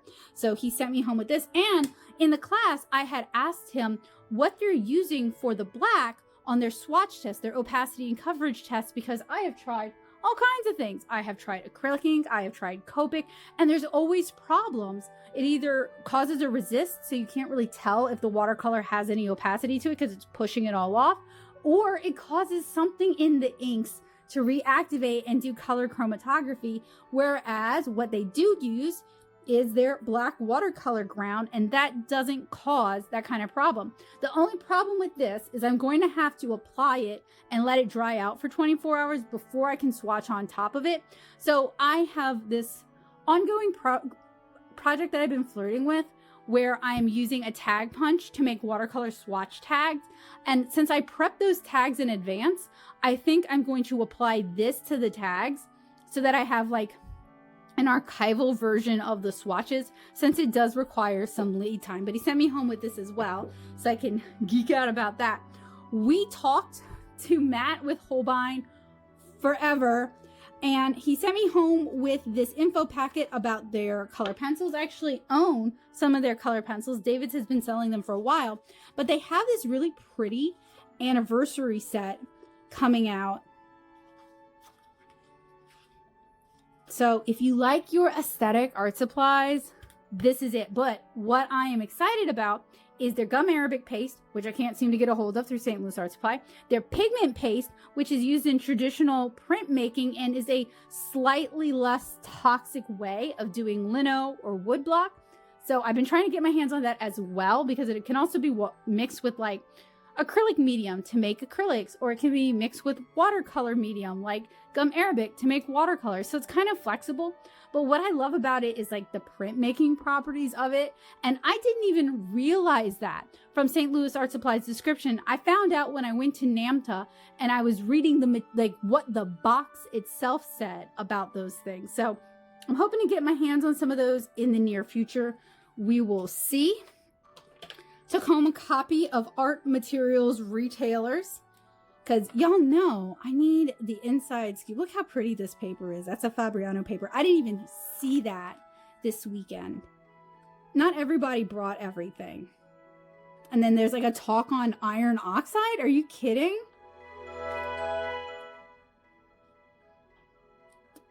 Oh, so this is the Arteza. This you can recognize from the logo. We did talk to Arteza on the third day, and I didn't ask to interview him because I wanted to ask one hard-hitting question. I wanted to ask him, with the advent calendars, if they could please, because I know they're working with art influencers, have the art influencers pick the supplies that go in the box and create projects to go with those supplies, because you guys have asked me to do an advent calendar that does that, and I love y'all. I love y'all so much. I don't want to source materials. I don't want to buy materials. I don't want to package materials and then hope to sell the materials.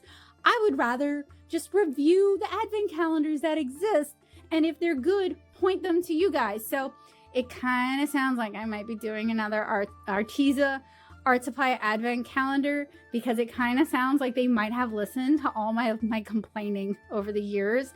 And I'm always here for some art supply redemption and to see if people might actually improve and change, because I like an underdog. And yeah, so, you know, heads up, I have a feeling I'm going to be getting their advent calendar again this year. But it's supposed to be different this year, so kind of excited about that. We went and visited Yasutomo, and I painted this cute little flower on their new signboard paper using some of the Gensai that they're coming out with, and some, but not all. I didn't get to try all of their new brushes, but they have these art kits that I am particularly excited about and want to get a chance to actually... Is there actually an article about the art scene? Except it's just Banksy, Degas House, Mardi Gras World, the Sculpture Garden.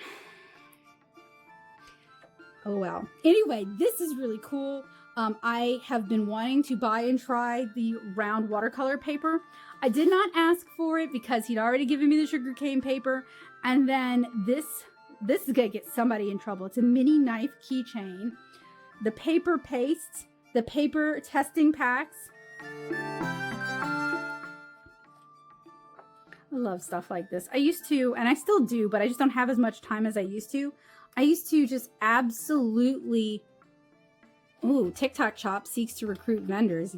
We're gonna overexpose everybody to art supplies now and then make them hate art supplies, I guess. But I used to pore over the big Dick Blick catalogs as a teenager, like read them over and over and over and over again. So I just like looking at art supplies, you guys.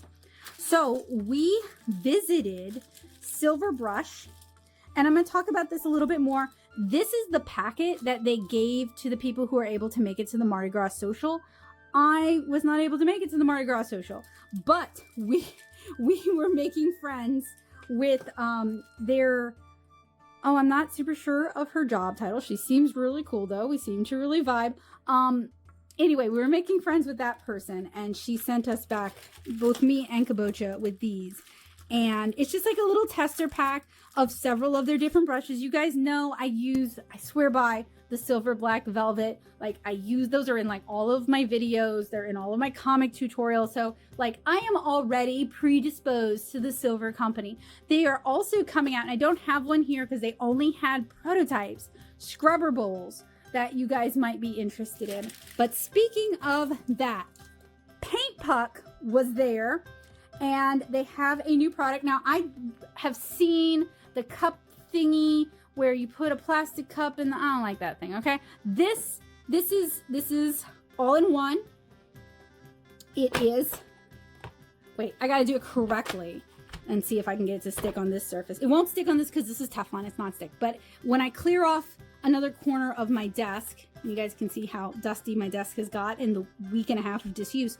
It sticks. It suctions to your desk, so it's not gonna like tip over or go anywhere. And it's got like loads of little brush rests, and it's already got the little, oh, now you stick, kind of, sort of. It's got the scrubber in the bottom. The only thing it doesn't have that a click and go cup with a paint puck in the bottom has that I miss is the crenellations on the top, because I will balance my brushes on the top, but I've been kind of working to stop doing that because they end up getting knocked off anyway. So we have our brush drying circumference around it, and we have a little drip pad here, and then we have, like, if theoretically, okay, theoretically, if you wanted to reset your brush, so you needed to kind of keep it in water, but hold it so it's not like the ferrule is in the water, right? Just the bristles, resetting the bristles. You could use these to hold your brushes in place, or you could gently kind of scrape it. Anyway, I'm looking forward to playing around with it. I bought it from them. I was so excited about it because I've been using paint puck, like the little silicone scrubbers. I've been using paint pucks since they came out. I have bought so many of them. I send them to people as Christmas presents. If I'm putting together like new to watercolor, welcome to watercolor kits, like I do sometimes for family members, they get a paint puck. So, and I buy them all out of pocket. Like, that's how much I love them. It's not like I have like a box of paint pucks that paint puck sent me that I'm just like, yeah, sure, I'll throw one in there. Like, I'm going out to David's and buying a paint puck to share the paint pucks. But I was really excited about that. And this is all the goodies from day 2 of the NAMTA trade show. Okay, so it is Wednesday. We are heading out for our 3rd day of Creativation. Is the final day. It is the shorter day, and a lot of the vendors that we had talked to were like, come back on the last day, we might have something for you. So we are heading out early in hopes of that. I just want to say I had a headache. I'm okay right now, but I had a headache every day of the show. So if I seem weird, if I seem out of it, just not feeling good, you know what I mean? So we are off to the Ernest Morial Center. See what I mean? Wonderful timing for a migraine, right? We are off to the Ernest Morial Center to enjoy our final day of NAMTA / Creativation. All right.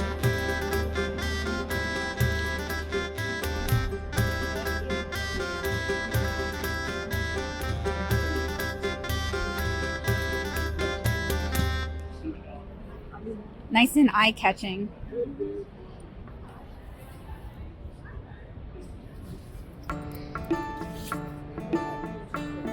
I know, Calyx is great.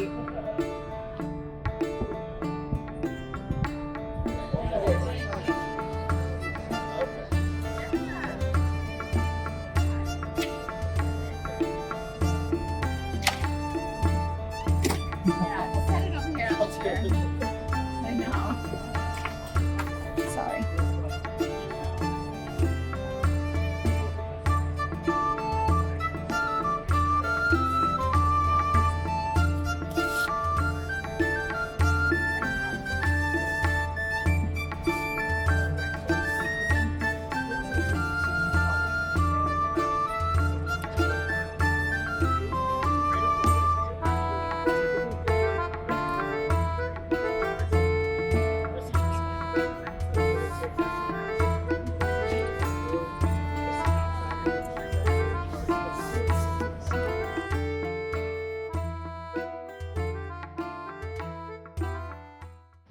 Pull it off for me? The palette, so I can show them. Or can you put it? Yes, that's so cool. Thank you.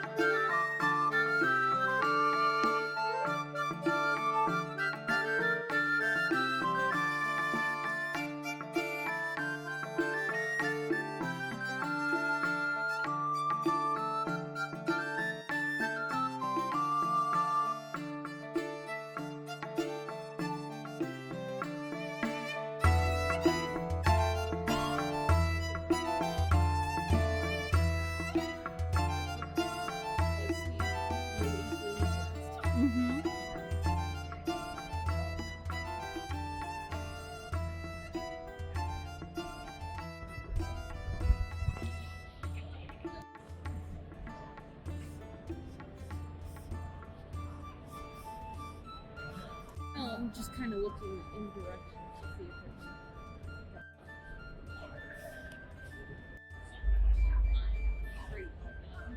it's... Yes, they are. Okay.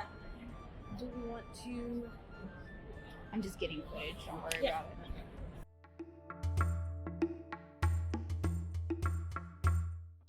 So this is my day 3 haul. So a lot of vendors kept asking, are you guys coming back on day 3? We might have samples on day 3. We might be able to send you home with stuff on day 3. So we hadn't originally been planning to go back for day 3 because originally Kabocha was supposed to fly out.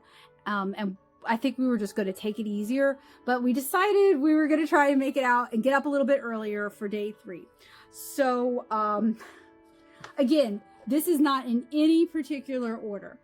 We visited Itoya Studio and they have some real, I mean, it's Itoya, right? So like they carry the Sailor pens and the Sailor ink. So if you're into fountain pens, they've got some really cool stuff.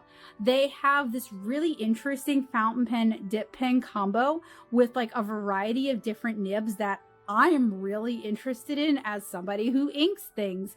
And I did put in a request that they bring back some of their pigment inks or make available some of their pigment inks because it's going to be such a perfect fit with that little pen, especially for artists. They also have a States set of inks. They're working on all 50 of them. They don't have all 50 of them. I think they have like 10.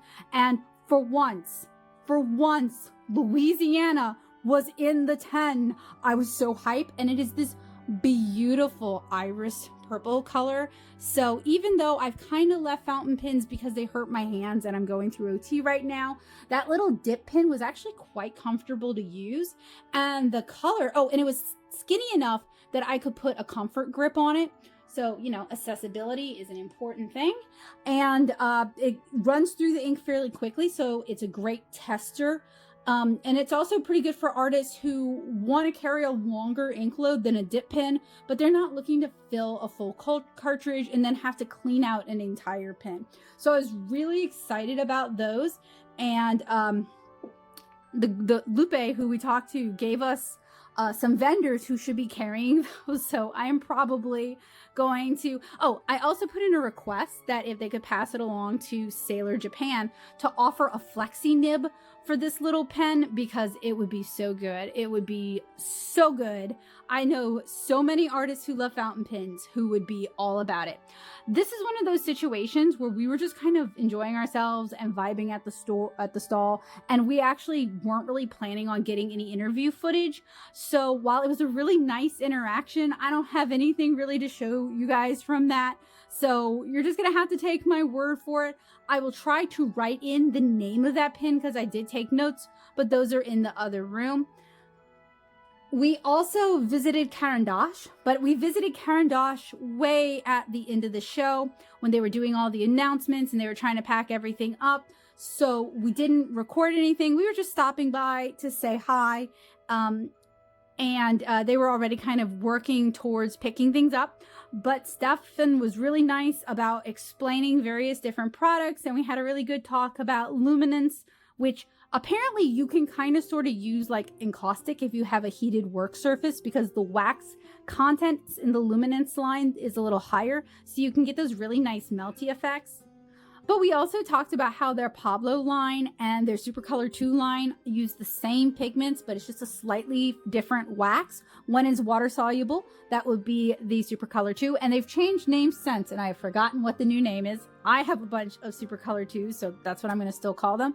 And the Pablo uses the non-water soluble wax. And then we were also talking about with the Museum Aquarelle, which is some of my favorite watercolor pencils, with the Inktense being my favorite water soluble, not watercolor pencils.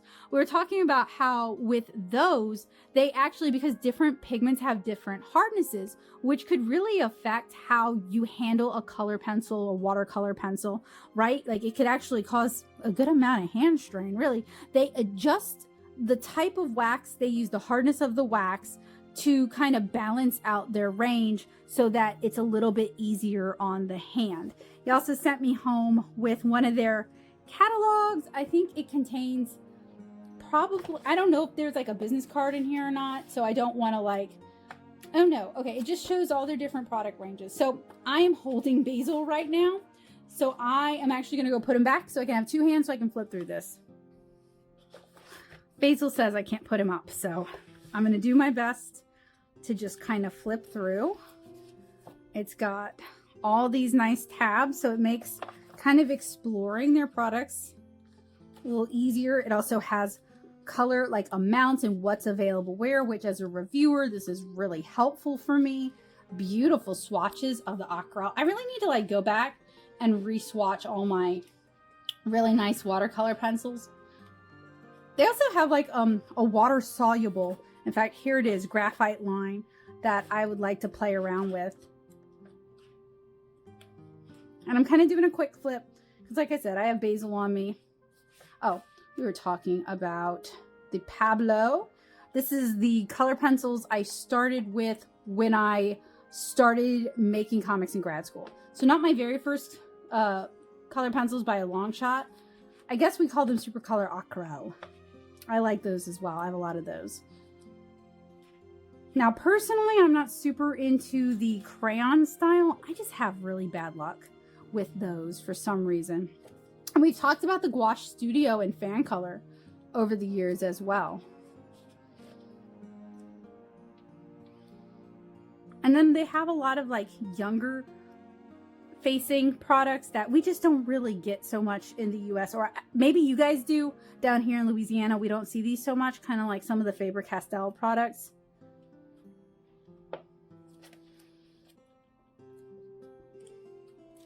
Oh, very nice. Very nice. We have our pigment chart and our color chart. So that's actually very helpful for a reviewer like me. So I have to pop this over to the side. I mentioned that we visited ShinHan, and I was really not like looking for anything. I really just wanted to tell that look at what's new, right? But also to tell them like how much I appreciate their watercolors and how much I enjoy them, because I feel like when people do something right, they deserve to hear it. And I feel like these art supply manufacturers, especially the ones who are not US based or don't have like a lot of US representatives, they probably don't hear that kind of positive feedback that much.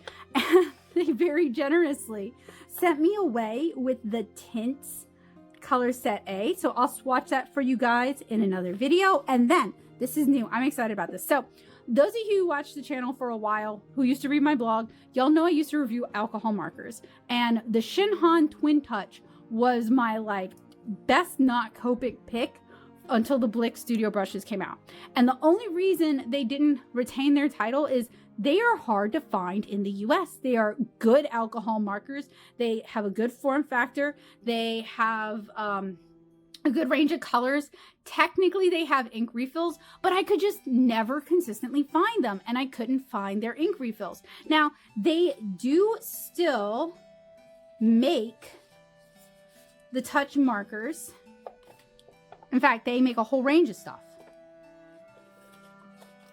And a lot of these we just don't see in the US. Like they've got all these color liners. In fact, they gave me a white one here.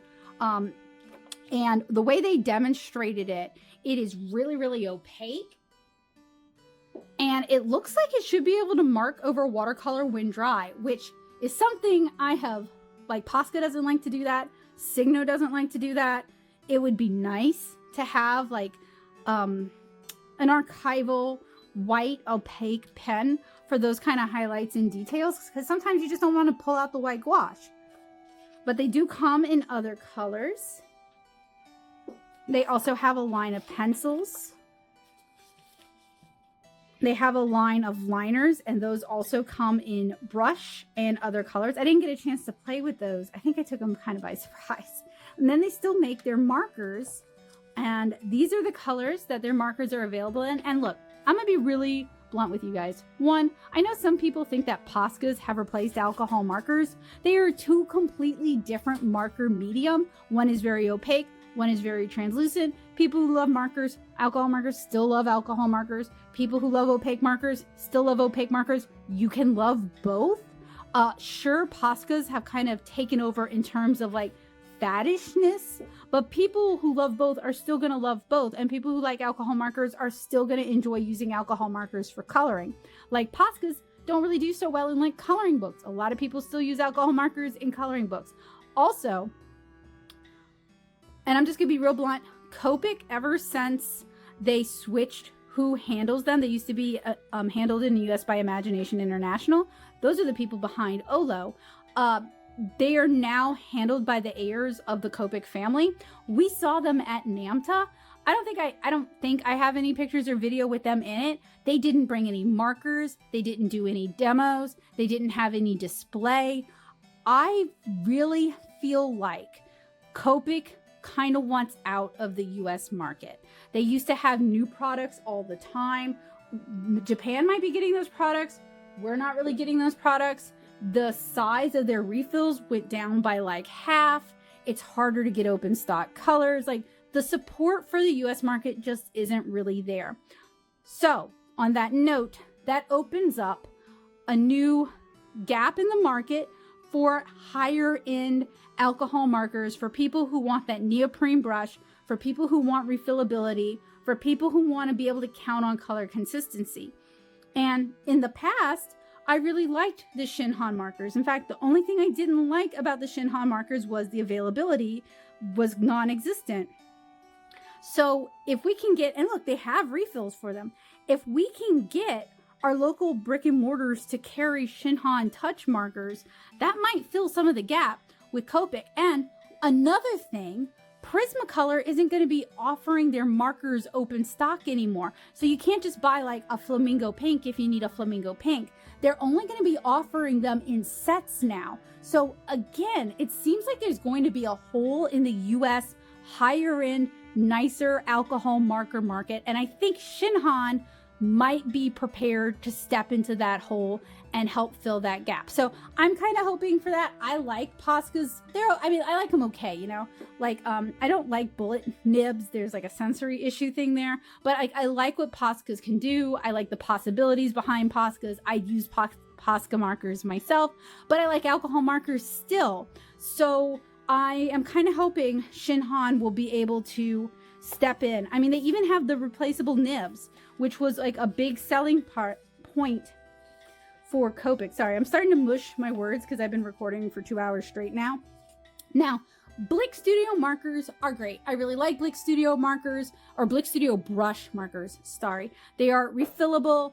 I think they now offer replaceable nibs, but you can only get them through Blick, and you can order them online, and you can order them online open stock, and you can get the color refills for them, but they only order through Blick.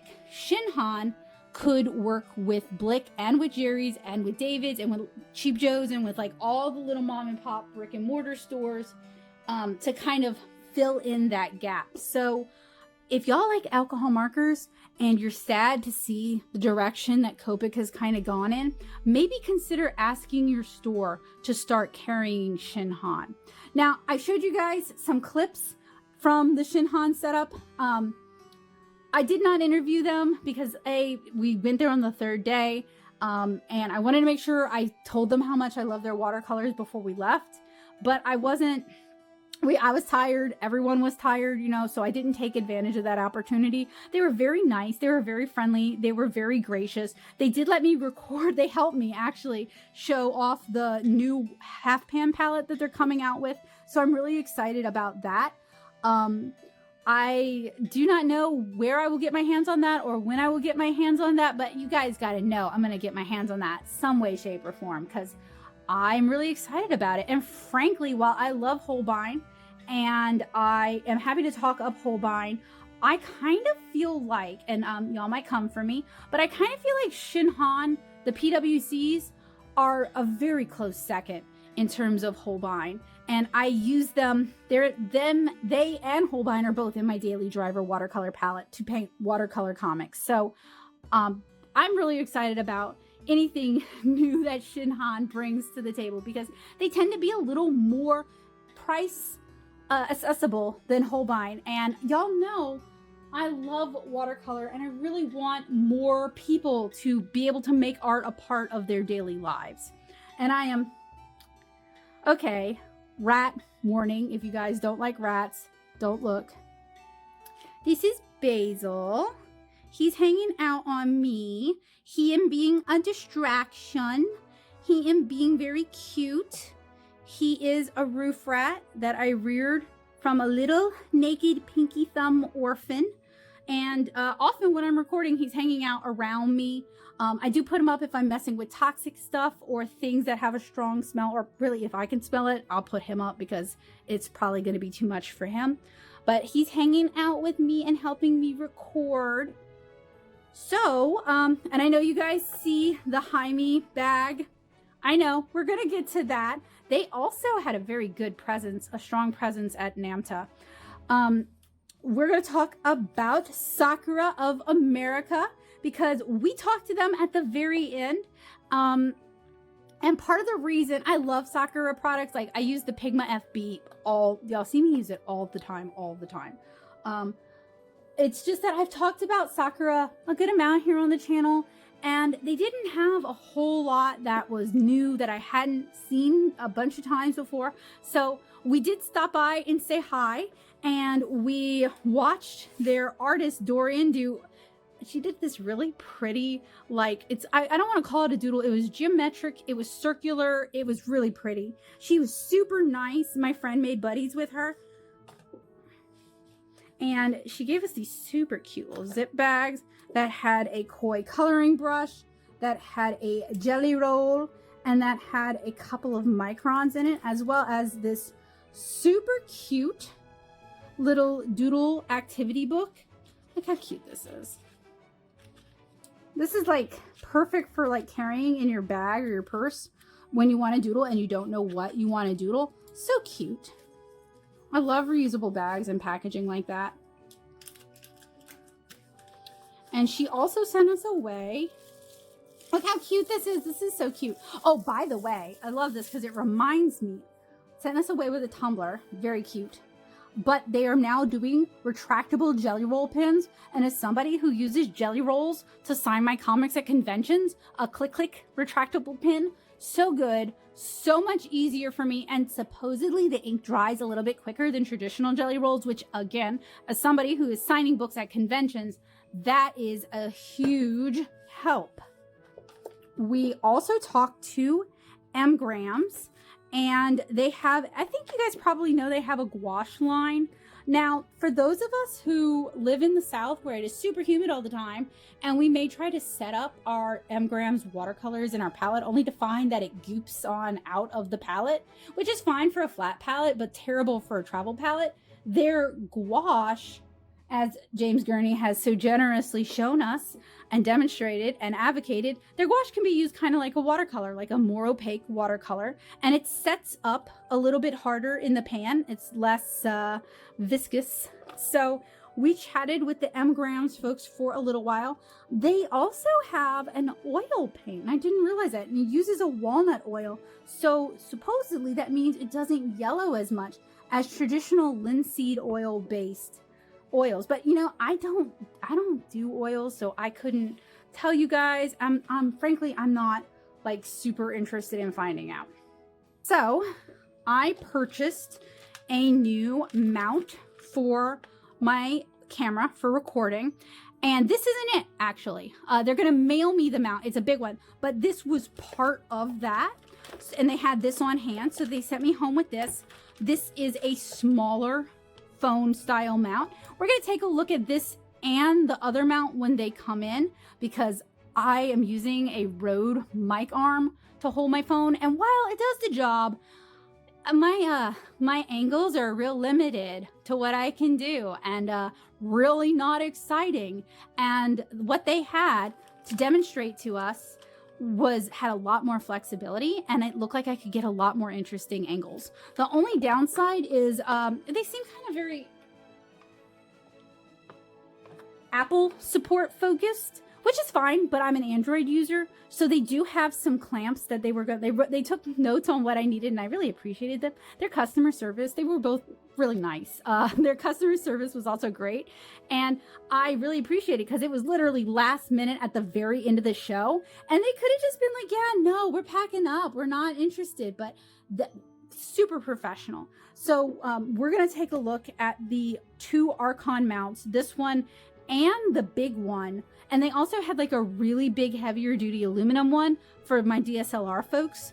And I've seen these around as like car mounts, but they're starting to offer like recording and content creator mounts. And well, first of all, I kind of don't like the word content creator, but you know what I mean? Those of us who are jack of all trades, all different kinds of video creation, right? So I appreciate that because again, this Rode arm, not really the best at this, and it can go back to being a mic arm once we've got that other setup. So I am really excited about that. Now, I mentioned earlier that we took a class with Sarah Simmons, the Mint Gardener, and Stoneground, and she's got a cool collaboration going on with them. And I have an Easily Influenced coming up about that because I purchased the Splendid palette before NAMTA. I got a little bit of confusion. When I first booked the class, it was like Sarah Simmons, the Mint Gardener, and Stoneground. Super excited about that because I'd been really wanting to try Stoneground watercolors. Then, in some of the further communication, it said that she was partnering with Altenew, and I was a little less excited about that. But you know, when I was chatting with Lindsay, the Frugal Crafter, and she was telling me like Altenew does have some really good watercolors, so I was kind of like, okay, this will give me a chance to check out Altenew's watercolors. This will give me an opportunity to decide if I want to review them for the channel or not, right? But then it switched back to Stoneground, so it's been a whirlwind NAMTA for me. And I really, really liked their watercolors. Really liked their watercolors. So at the end of the show, I was able to pick up the Brittany Tuff palette. She's a Canadian artist, and they gave me one of the cards to kind of explain who she is. So we might have like a double header, Easily Influenced. And this is, look how pretty those colors are. I picked this because the Splendid palette is a lot of botanicals, and I love botanicals. This is a lot of mixing colors. So this is going to give me 2 sets that when combined are like a really good just couple of travel palettes. And they also gave us a really nice Stoneground branded palette in the class. So after I finish my reviews, I can put them all in one palette and have them all in one place. I also picked up their Manganese Violet because during the class, I got to play with the Manganese Violet in the dot cards, and they really sold me on, it's like a really beautiful mixing color. Dioxine Purple, which is what I often use, especially for darker skin tone shadow colors, it can be really overwhelming. It can be hard to control. This is like a gentler version of mauve. I also picked up Chinook Salmon, which is like a lovely peachy color, and when diluted makes for a really beautiful skin tone. And I picked up Blue Jay, which is just this really bright, vibrant blue, because I wanted to pick up some open stock colors that aren't in the Splendid set and that weren't in this palette as well. And I didn't interview them. They were lovely people, and I think they would have been down to interview, and their booth was so good. Like, okay, look, all right, like y'all know my table aesthetic, except mine is more is more. Their table aesthetic is very similar. Their booth aesthetic was very similar to my aesthetic, except it wasn't more is more. It was like a classy version of mine. So I kind of do wish I'd gotten some footage of it, but frankly, their booth was always busy. There was always a lot of people there. There were people, they had demos out for people to try the paint, and they had like full-on palettes for people to play with. And while people were always doing demos, they were always happy to talk to us and answer our questions. So stores, if you're looking to work with more small producers, I know Beam is a big one, and I get it. I love Beam paints also. Stoneground is also a really good option for high quality watercolor paints. Heck, carry both of them. All right, fine. fine. We're here. We're ready. We're talking about HiMi. And I know I've been calling it HiMi for a while, but this handy tote bag has the actual pronunciation on it. It says, "Hi, it's me." So they were kind of towards the back, along the back wall, which I feel like got kind of the short end of the straw in general. They had a really nice setup, and they had two people working the setup, and both of them greeted us, were happy to talk to us. There's a little bit of a language barrier, but they were really friendly and they were really approachable. So that's why I didn't interview them, is just the language barrier. I'm not looking to put anybody on the spot, but we exchanged business cards, and they gave me and Kabocha both these really sturdy tote bags. And now, originally in the tote bag was the, "Hi, it's a gift box," which contains a nice little variety of things. And they knew I wasn't a buyer. They knew I was a digital content creator. And that's one of the reasons Kabocha and I tried to be very honest about like what we were doing, is we didn't want to be mistaken for buyers and then given a bunch of stuff, because we don't have that power, you know? But when they found out I was a watercolor artist, they also gave me a 24 color kit to take a look at, and also some of their watercolor brushes. So, and I'm going to make this really, really clear. These are going to show up in another video. It is not going to be a review. It's going to be a demonstration. I'm going to talk about it, but I cannot in good faith review it. It was given to me at a trade show, so I feel like it's fairer if I just talk about it with you guys rather than do it as a review. So I hope you guys understand where I'm coming from. I'm still going to be honest in my thoughts about it, or as honest as I can, but I'm really going to focus more on demonstrating these products rather than reviewing these products. With the Stoneground, I did buy those, so it is going to be a review because I exchanged money for the paints, but I was really pleased with my experiences with the Stoneground paints, so I don't think they have anything to worry about.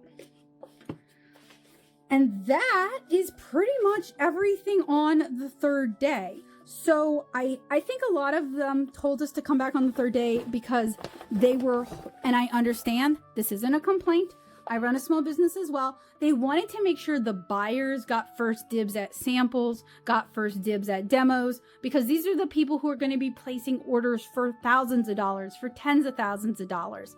I think that being treated as a YouTube person as like, okay, a secondary concern is the correct response, because I know for me, I have to prioritize like where I focus. I'm not very good at it, but I respect when people are. So the fact that we were told, oh yeah, come back on the third day and we might have something for you, I was good with that, you know?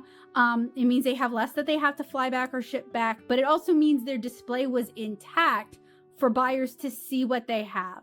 So I just want to make it really clear. While originally I thought there were going to be a lot of samples, I didn't expect anybody to dismantle their display or take apart their display. And for a lot of these people, they only had one of each color out just to show you how their displays work. So like, I 100% respect where they were coming from. Some companies did have bags. I was super floored that they gave me a bag like this. I was not expecting that. Anybody who gave me anything really nice, I was not expecting that, and that was nice. But I also bought some stuff, and Kabocha and I kind of thought on Sunday when we took a look, we don't have any footage because people were setting up, and we just wanted, as convention artists, just wanted to be like respectful to people who are setting up and not like take in-process pictures of somebody else's booth, but we were allowed to walk around, so we did. We kind of thought we'd be allowed to buy things during the show, so we kind of shifted from, oh, samples, like at an artist-facing event, to, oh, shopping, because this is a business-facing event, to, oh, this is an educational event, and then people are going to place their orders. So I just wanted to, because I was confused, I just kind of wanted to make that clear and explain that to you guys. I have to figure out how I want to do the follow-up videos, because some of these, it's a lot and I want to give it its own video. And then some, it's just like one or two little things, and maybe I can do like one video that has multiple segments. So I got to think about that, but I hope you guys will look forward to that. Now, on the third day, we were, and this is kind of hard for me to explain because the signage was not clear. There was a booth that the biggest sign said Chartpak. Sorry, my brain wanted to say ColArts. I've been I've been recording this in segments and it's been a long week, so forgive me. The booth said Chartpak, but they had Grumbacher and Kuretake, so I think it's like a parent company, and I don't know that Chartpak is the parent company, but we're going to refer to them as Chartpak for the time being. Anyway, they had these Grumbacher Japanese watercolors, and I picked up, we couldn't find anybody to like talk to us and explain this to us. So rather than picking up like every pamphlet that they had, because again, this is business facing and we don't want to poach from the businesses that are looking to stock their stores. But this was also the end of the third day and they had a lot of these pamphlets. So we grabbed one of these, and I'm kind of interested in these because is Grumbacher producing Gensai style watercolor? Are they licensing these from another vendor? Because we did see a lot of B2B ODM manufacturers looking to sell this product that they make to another company for them to sell. Because they also sell Kuretake. And I think it's kind of interesting. Like, I like the Gensai Tambi watercolors a lot. I talk about them on the channel a lot. I like Kuretake in general, and they have a lot of really cool things. And they didn't have pamphlets for everything. Like, they had the Color Cafe pins, which I've been really excited about, and I've seen them on the gray market, but I kind of held off because I'd like to buy them from my local brick and mortar if I can. Those are like different pins that you can mix the colors for. They're really cool. But so what I'm kind of curious about is this a competition product for their own other like sister company? Because Kuretake is a Japanese brand and they are probably being distributed by another American brand. So or is this a Kuretake product with Grumbacher labeling to make it appealing to like a different demographic, or like appealing at like, because the Gensai Tambi are really popular here, and like a lot of stores sell them, from David's to Michael's to Blick. So like, but maybe these are going to go in Walmart. You know, I don't really know where these fit in the market. They are Grumbacher poured watercolor pans, are made from a time-honored Eastern formula, meticulously crafted to produce brilliant opaque body colors. When used in a thick, creamy consistency, the color has richness and depth that dries to an eggshell sheen. So, you know, similar to Gensai, setting it apart from gouache. With a simple adjustment of water, you can achieve equally stunning yet translucent watercolor effects by thinning the paint in the pan's mixing well. And it comes with its own mixing well. So it sounds like it's a Gensai. So what I'm kind of curious about is, because they are appealing to businesses. They're appealing to art supply stores to carry these. Why carry? And I would have loved to have asked this question, and we could not get anybody's attention, and that's fine. They don't owe us that. But like, you know, I wanted to ask this question and get a good faith answer. Why are y'all carrying these? Why did y'all develop and release these? But you also carry Gensai Tambi, which is already popular and already well known and already has these properties. Why not do the Gensai Tambi as a set? Because like, these were being sold, and I think you guys can see in the footage. Actually, we can check out. I can check out the QR codes later. And they don't even have a super large line of colors either, although this is more like what Americans think of with watercolors. So that could be why. Whereas the Kuretake sets are more like Japanese origami inspired colors and color choices. Anyway, like, why are you releasing both? Isn't this going to poach your own market share? And I would have liked to have asked that in person in a nicer way, but I am curious about that as an art supply reviewer and an artist. Like, why should I buy both other than as a reviewer to review? So I would have loved to have played with these. I would have loved to have gotten some experience with these, but unfortunately we just weren't able to. And this is something, they had a lot of stuff. Like, Higgins has new inks out and they've done a rebrand. They had a lot of stuff I think you guys will be interested in and that I'm hoping we can check out in the future.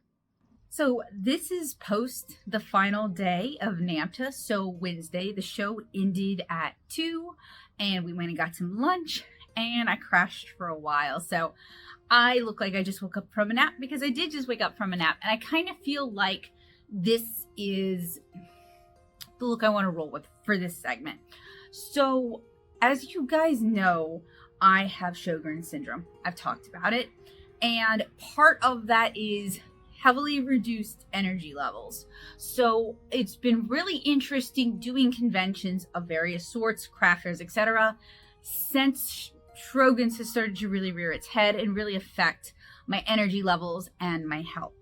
And in regards to NAMTA, and I'm not going to blame them, I'm kind of going to blame the convention center. It wasn't inaccessible, but it also wasn't particularly accessible. And the big problem is the Ernest Moriel Center is really, really, really big. I don't know that NAMTA needs to be at a convention center that size. The Marriott that has the Dragos in it a little further down hosted MechaCon for years. It's a beautiful hotel. I think that might have been a better fit for them. And then they could have had the hotel and the convention space as well. And maybe they looked into it, maybe not. I don't know. I'm not privy to that part of the conversation. But the place they were in was huge. Parking was really far away. There wasn't enough seating. It was just kind of too big, and it made it kind of harder to access. It also didn't have, at least I couldn't find, automatic doors, which meant people with disabilities, and I saw several people with walkers, several people with motorized scooters or with the little leg scooters. It made it harder for them to get into the buildings. That's a city of New Orleans kind of problem, not really a NAMTA problem. While there were seats and benches outside the trade show floor, and there were sofas upstairs on the second and third floor, there was nowhere to sit inside the trade show room. And as you guys saw, it was actually, that's a lie. There was an eating area all the way at one end, and it wasn't open all 3 days. I think that got done kind of later in the show, because I feel like on the first day, we went over there looking for the bathrooms and looking to see if there was food. Oh, on the first day, Sunday, there was no food in the convention center. And we actually talked to one of the NAMTA organizers who was carrying stacks of pizza, and there was supposed to be concessions open, and there wasn't. So that's on the convention center. That's not really on NAMTA. I'm not really blaming them. Just as I feel like not having enough water fountains, not having enough places to sit and rest. I mean, the friend who came with me to the show is also going through some stuff right now. And we're getting kind of worn out. And we ended up just sitting on the floor by the bathrooms because we both needed a rest and there was nowhere to sit. And that is an easy solution for the convention center to consider. But I'll just be extraordinarily blunt that New Orleans is not a good city for disabled people. For 1,001 reasons, it is not a good city for disabled people. So I live out in the parishes, not really great for disabilities either, to be really honest with you guys. I saw that with my aunt for years. So in general, I had a good time, and I'm going to talk about this more later on as I have a chance to kind of think about things and digest things. I want to show you guys what we got, but I want to talk about some things that were surprising to me and some things that kind of bothered me. So I was there on a digital content creator badge. I applied for this. They approved me. Now, some of the people in that subgroup wanted us to provide all of our social numbers. I opted not to do so for a couple of reasons. For one, my social numbers are a thing that has consistently brought distress, pain, and anxiety for years. Ever since I started the blog years and years ago and blogging kind of took off, it has been a source of pain and frustration for me. And I am happiest when I am thinking about it the least. In general, I would love to turn off the likes on my Instagram. There have been times where I really wish I didn't know how many people had viewed my videos one way or the other. So they wanted that information, and I've just been busy, and my family's been having some issues, and I've been trying to clean up my house, and I've been trying to get my backlog together, and we're going to be out of town. So I never provided those numbers. That in and of itself did not cause a problem. Nobody was mad at me. No one came and took my badge. It wasn't an issue. It was really just so that companies that might be looking to work with somebody would know what their numbers were. Now, this bothers me because I am an artist. I am not just my numbers. And I find when people look at look at just the numbers. They're not looking at your art. They're not looking at the people in the real physical touch grass space that you might work with, that you might teach in person. Like, your follower count does not make you a good teacher. It doesn't make you necessarily a better artist. It doesn't necessarily mean that you're not valued and treasured in your own community, and thus they don't feel the need to follow you on social media. And YouTube in particular, your subscriber count doesn't necessarily indicate much. It's your watch time and your watch to the end of the video time. And I have some videos that have done really well, and I've had some videos that have done really poorly. And it's just always kind of been a lot of up and down. I have videos that teachers will show to their classes of 25 plus students. So I get one view, even though 26 people were watching it. You get what I'm saying with this? So I have a fractious relationship with my numbers. This is a very industry, like art materials industry facing convention. And I knew that. That was what made me excited about it. I wanted to see what art supplies were coming out next year. I wanted to hopefully try out some new things. I wanted to talk to these reps and find out, like, who are they targeting? What are their price points? How are these things made? When can we see them in stores? How can you guys find them? And I think in a lot of ways, this I'd say weekend, it was like a 5-6 day thing. I think it was successful in that regard. So I'm actually really happy about it. I got to talk to a lot of people. I got to play with a lot of art supplies. I got to learn a lot about the manufacturing side of things. And as an art nerd, that's super exciting to me. But this is really, really geared towards art supply stores in particular. And I don't know if you guys have noticed this. Those of us who live in more rural areas, we may not have the perspective to know this, but the small brick and mortar art supply stores are quickly becoming a thing of the past. And we can most certainly blame Amazon. That doesn't help. And to a lesser extent, much lesser extent, we can kind of like look at Blick and look at Jerry's and look at Cheap Joe's and these bigger chains. And okay, yeah, they're providing competition that some of these stores just can't compete with. And a lot of them do free shipping, and these smaller stores can't compete with this, or the smaller stores don't have an online presence. But what really is getting it was the pandemic just made it impossible for a lot of these small stores to earn money and pay rent. So a lot of them went out of business. So this year's conference, in terms of attendance, was apparently much, much smaller than a lot of these companies like ColArts, like McPherson's really expected. They were expecting more people. In a way, it worked out for me because a lot of them were delighted to spend time talking to me. Now, a few of them did ask about my subscriber count, which 20K, I'm excited about that. That was the milestone I wanted to hit. And if you're familiar with your average art YouTuber, not your mega art YouTuber, not someone who got a lot of support on another platform and can parlay that onto YouTube, not somebody who has been doing work with brands for years and has built up an audience that way, just some random person on the internet who was never an art tea channel, I do okay.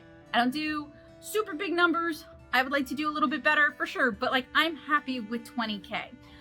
Some of them were kind of like, oh, that's kind of a low number. So you guys make those interviews blow up. Show them that us little channels here, where we're always honest with you guys, like we carry a big impact, right? And some of them were just cool and just happy to talk about the products and happy to show off what was new, and honestly just happy to hear from an artist who loves their products. So there were a lot of Chinese white label manufacturers there, like Yiwu Be Creative, for example. AliExpress had a presence there. They weren't even art supply store facing. They were like other company facing, B2B, but at another level. Like, for example, Art Secret was there, and I was really excited to see Art Secret because I like their brushes. I know other companies will white label their brushes at a markup. I see them around, and I just wanted to tell them how much I liked their brushes and how affordable their brushes are for what they are. And they also had these ceramic palettes that I haven't even seen on their online site that I really liked. So I got to talk to them about that, but we don't have they said I could record in there, but we didn't interview because there was a little bit of a language barrier and I didn't want to put anybody on the spot. And I just wanted to show you guys the brushes.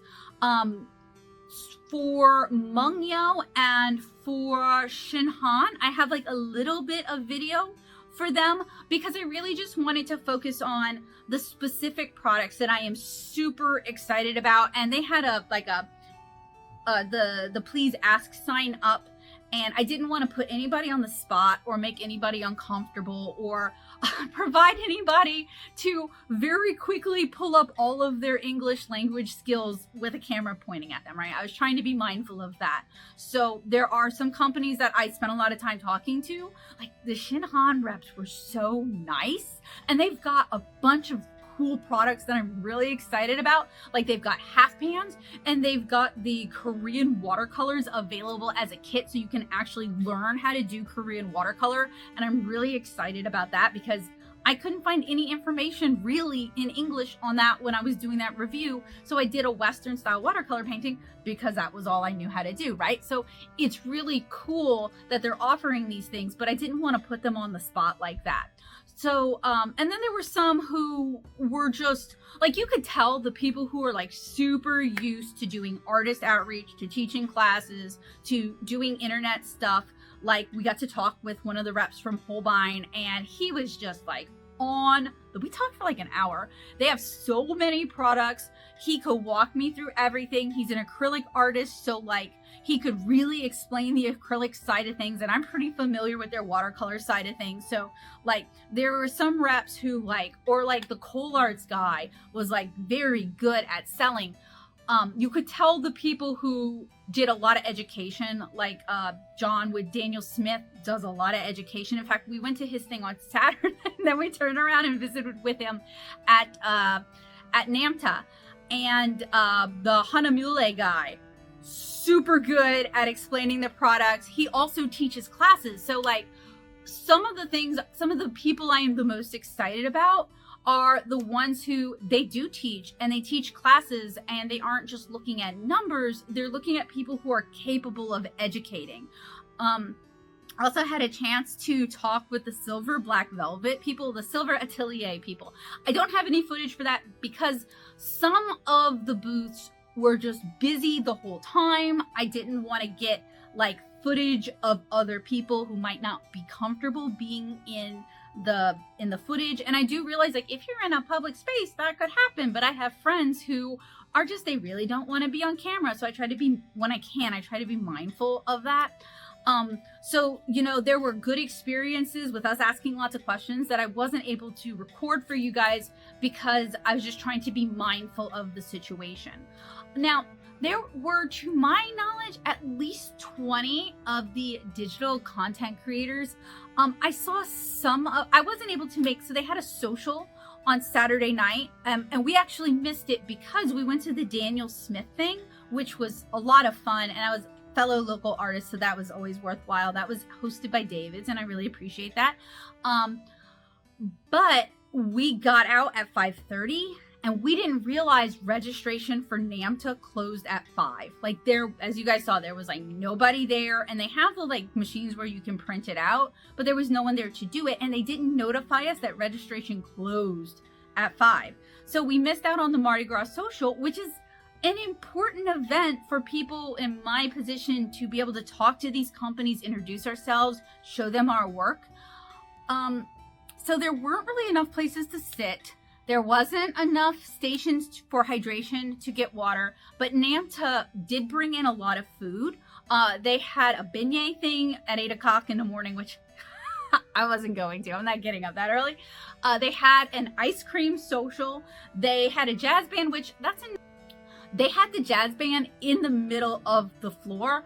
It was really loud. It was hard to talk to people. It was hard to hear people. And it wasn't just me that it was causing fritzing out. It was like the people I was talking to were kind of like, oh, it's so loud. Why are they doing this? And then they kept doing announcements. Now, this is not really on NAMTA. This is on the Montreal Center because I've done ALAAC there.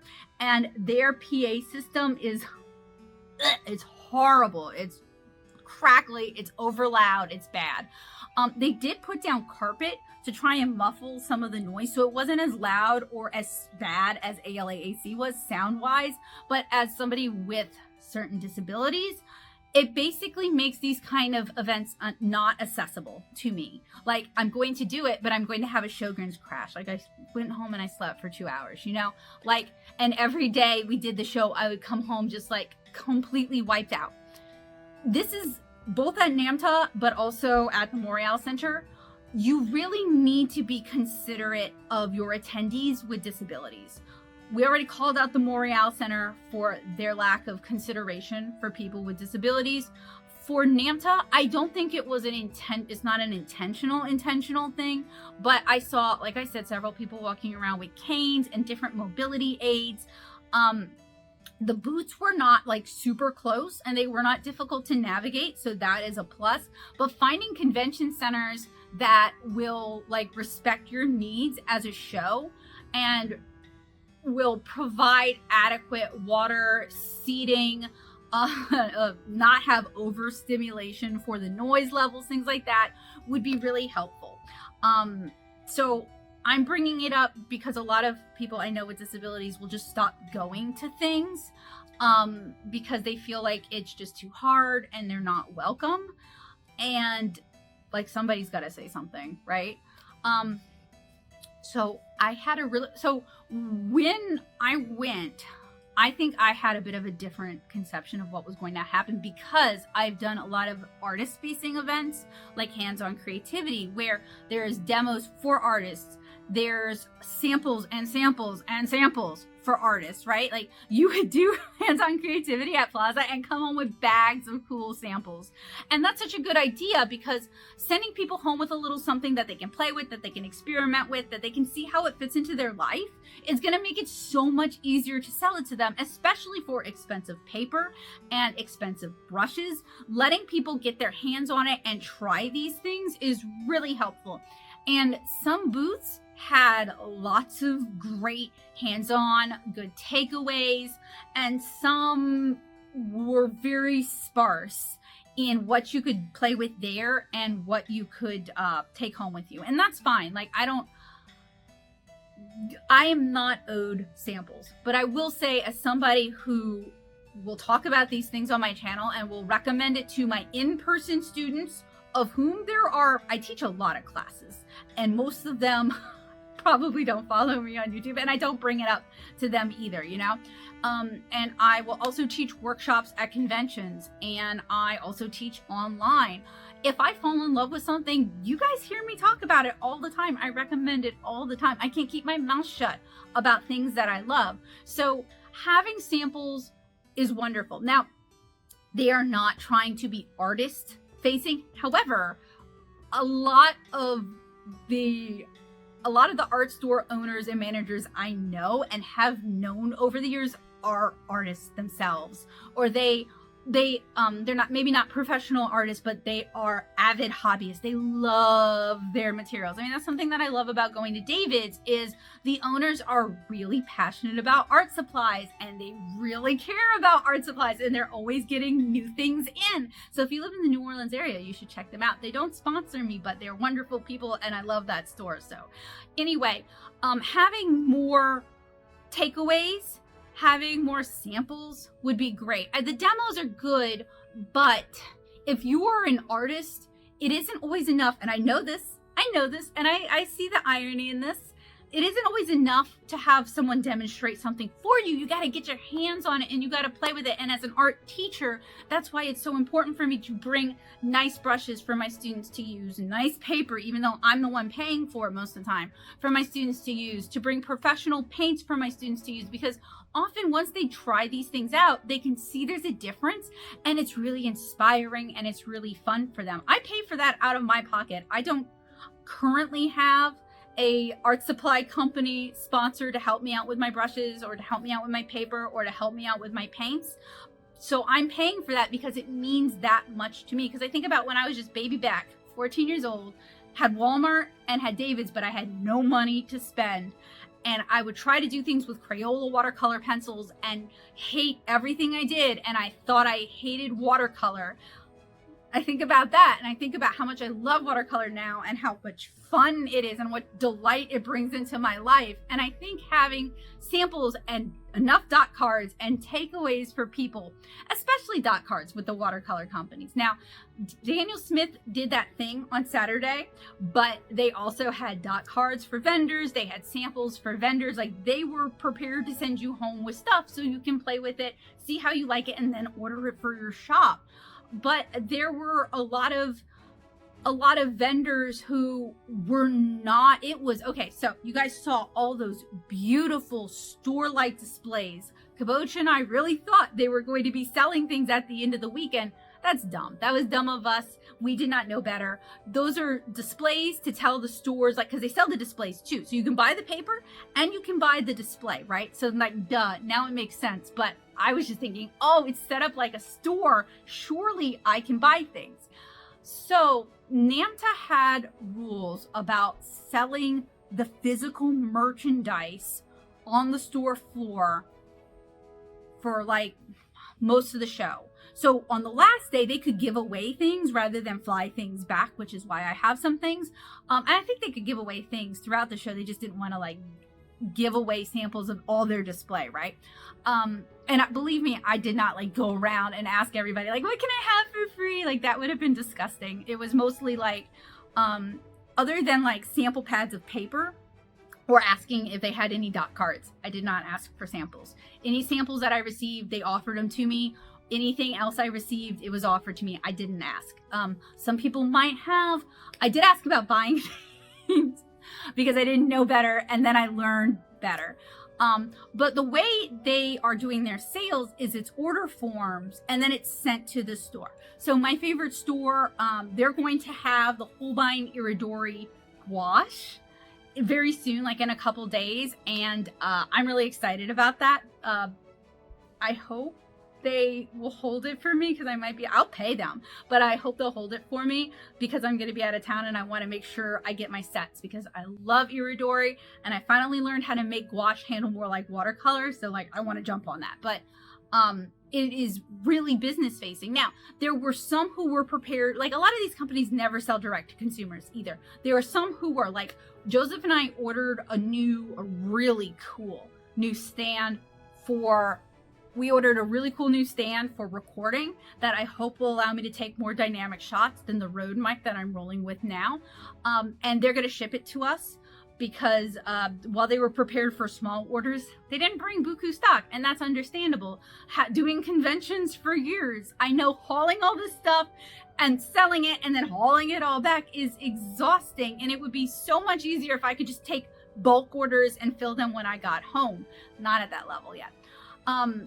And then there were some that on the last day, they could give some things out as samples. So I kind of foolishly thought I would have more sample. And then I was talking to someone at I was talking to somebody at Silver Black Velvet, sorry. And she was like, oh yeah, we had samples at the Mardi Gras social. And I was like, that's why. So it's definitely kind of a learning curve. Now, NAMTA did do Zoom meetings for their creative content professionals, but the Zoom meetings that I was able to attend, it was very focused on, they were making these big letters that spelled out Creativation. I don't even know where they put these letters. I never saw them. And on that note, I only saw one other person who I knew was there as like, I don't know what to call us, like press is a good one, or art educators. They wrote for a scrapbooking blog, and my friend made friends with them. So like I saw them around, but like we had two colors of lanyards. We had purple for buyers and green for everybody else. And I do think having a different color lanyard for press and by press, I really mean like art supply press, scrapbooking press, like what we do. I would have loved to have met more people who do what I do, and work kind of at my level, or maybe just a little bit bigger so we could like work on stuff and share ideas. Like I love, like you guys saw me talking with the Frugal Crafter. I had so much fun doing that.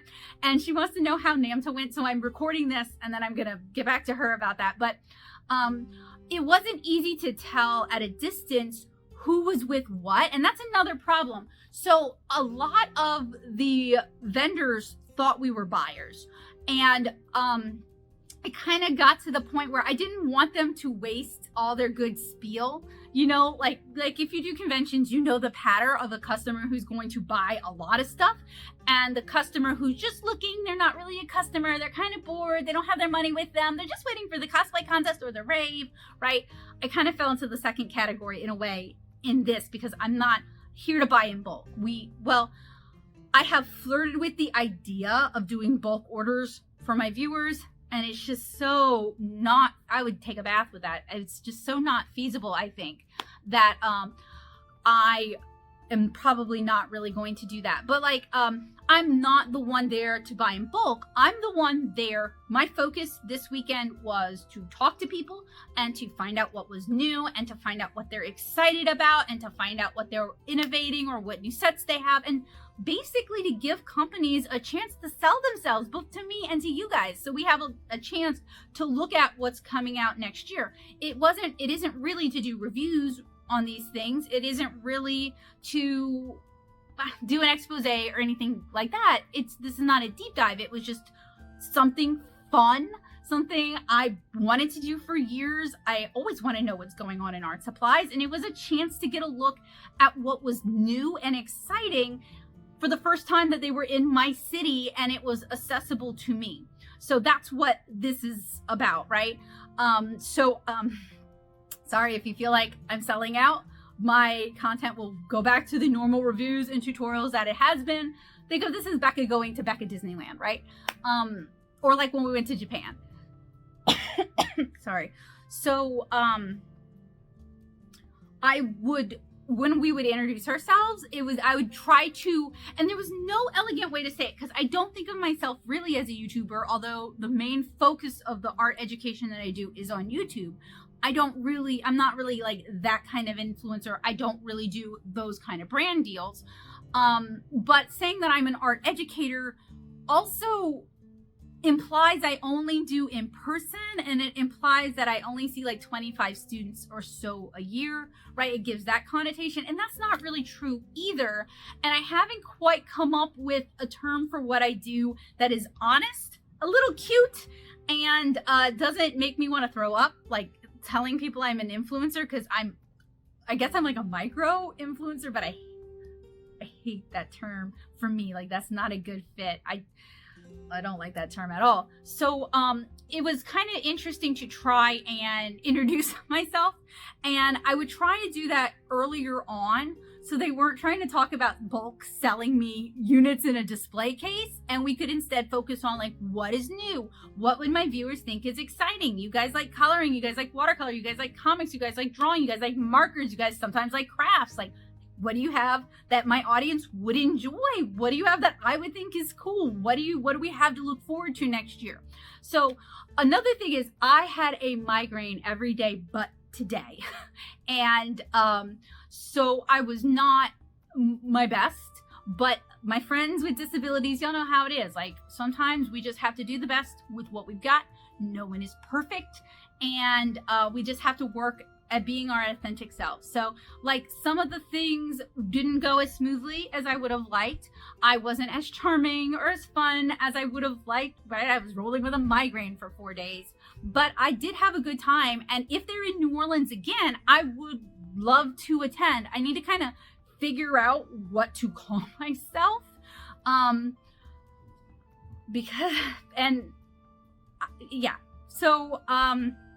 That's kind of you guys can see the sun is setting. I have been talking at y'all for 40 minutes.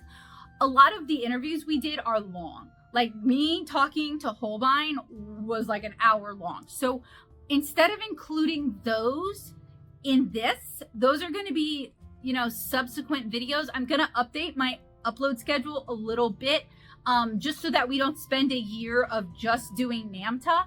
So I'll probably, while we have NAMTA stuff to share, I'll probably go back to twice a week and do an art supply review or a tutorial or a vlog or an artist chat one of the days, and then release a NAMTA interview one of the other days. Joseph did end up coming with us.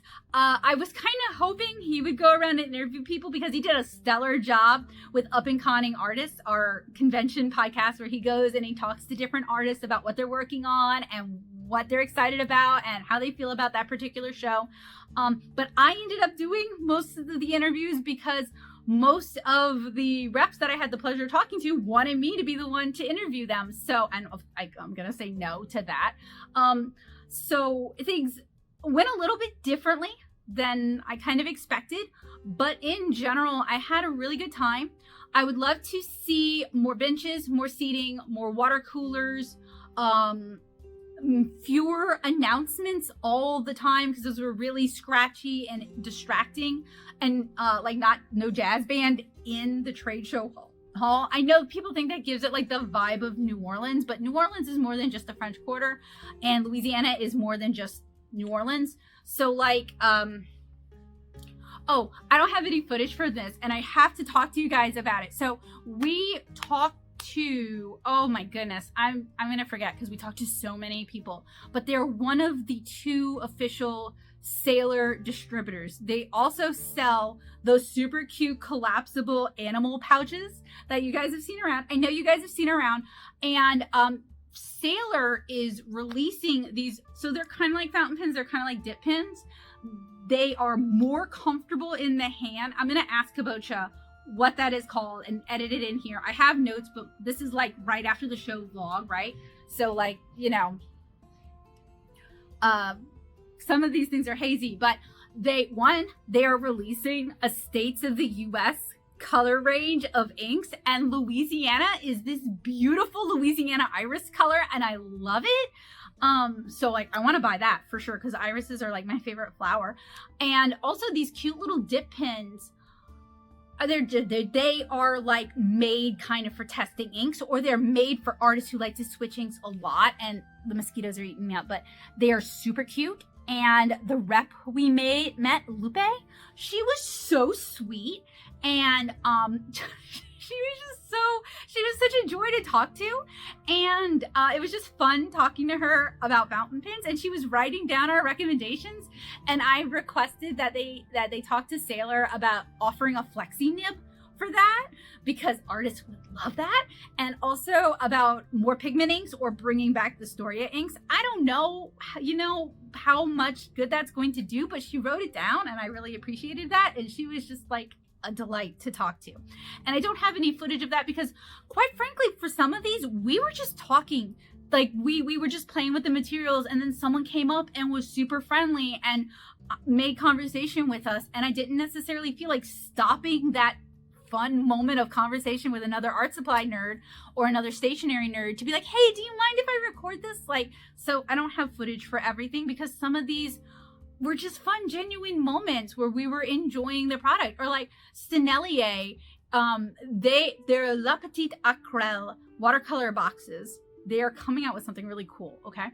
Their watercolor boxes have a metal mount, a metal adapter in the bottom with a threaded screw adapter, and they have like an arm clamp to hold it, right? And like this is just for their Petite Aquarelle. They don't necessarily have plans to sell the empty boxes. They don't necessarily have plans to add this to their professional sets, but it is a standard size. So we can glue the opposite adapter. Sorry, those are whistling ducks. They're so cute in real life, though. They're really adorable. If you live near or go visit Lavender Park, you can see them. They're super duper cute.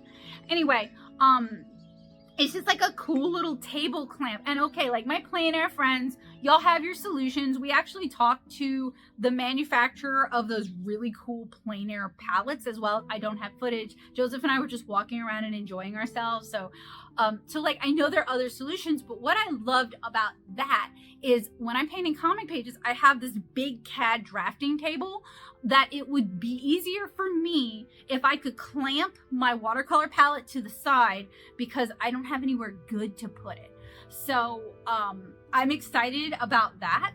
I don't know if I will see it or not. I don't know. I did mention it to my we basically went to the show, could not buy anything, and then went over to David's and started being like, Miss Adriana, please order this, and this, and that. So I at least attempted to get some of these things in for the local New Orleans area. They were there too, though, and they saw lots of stuff.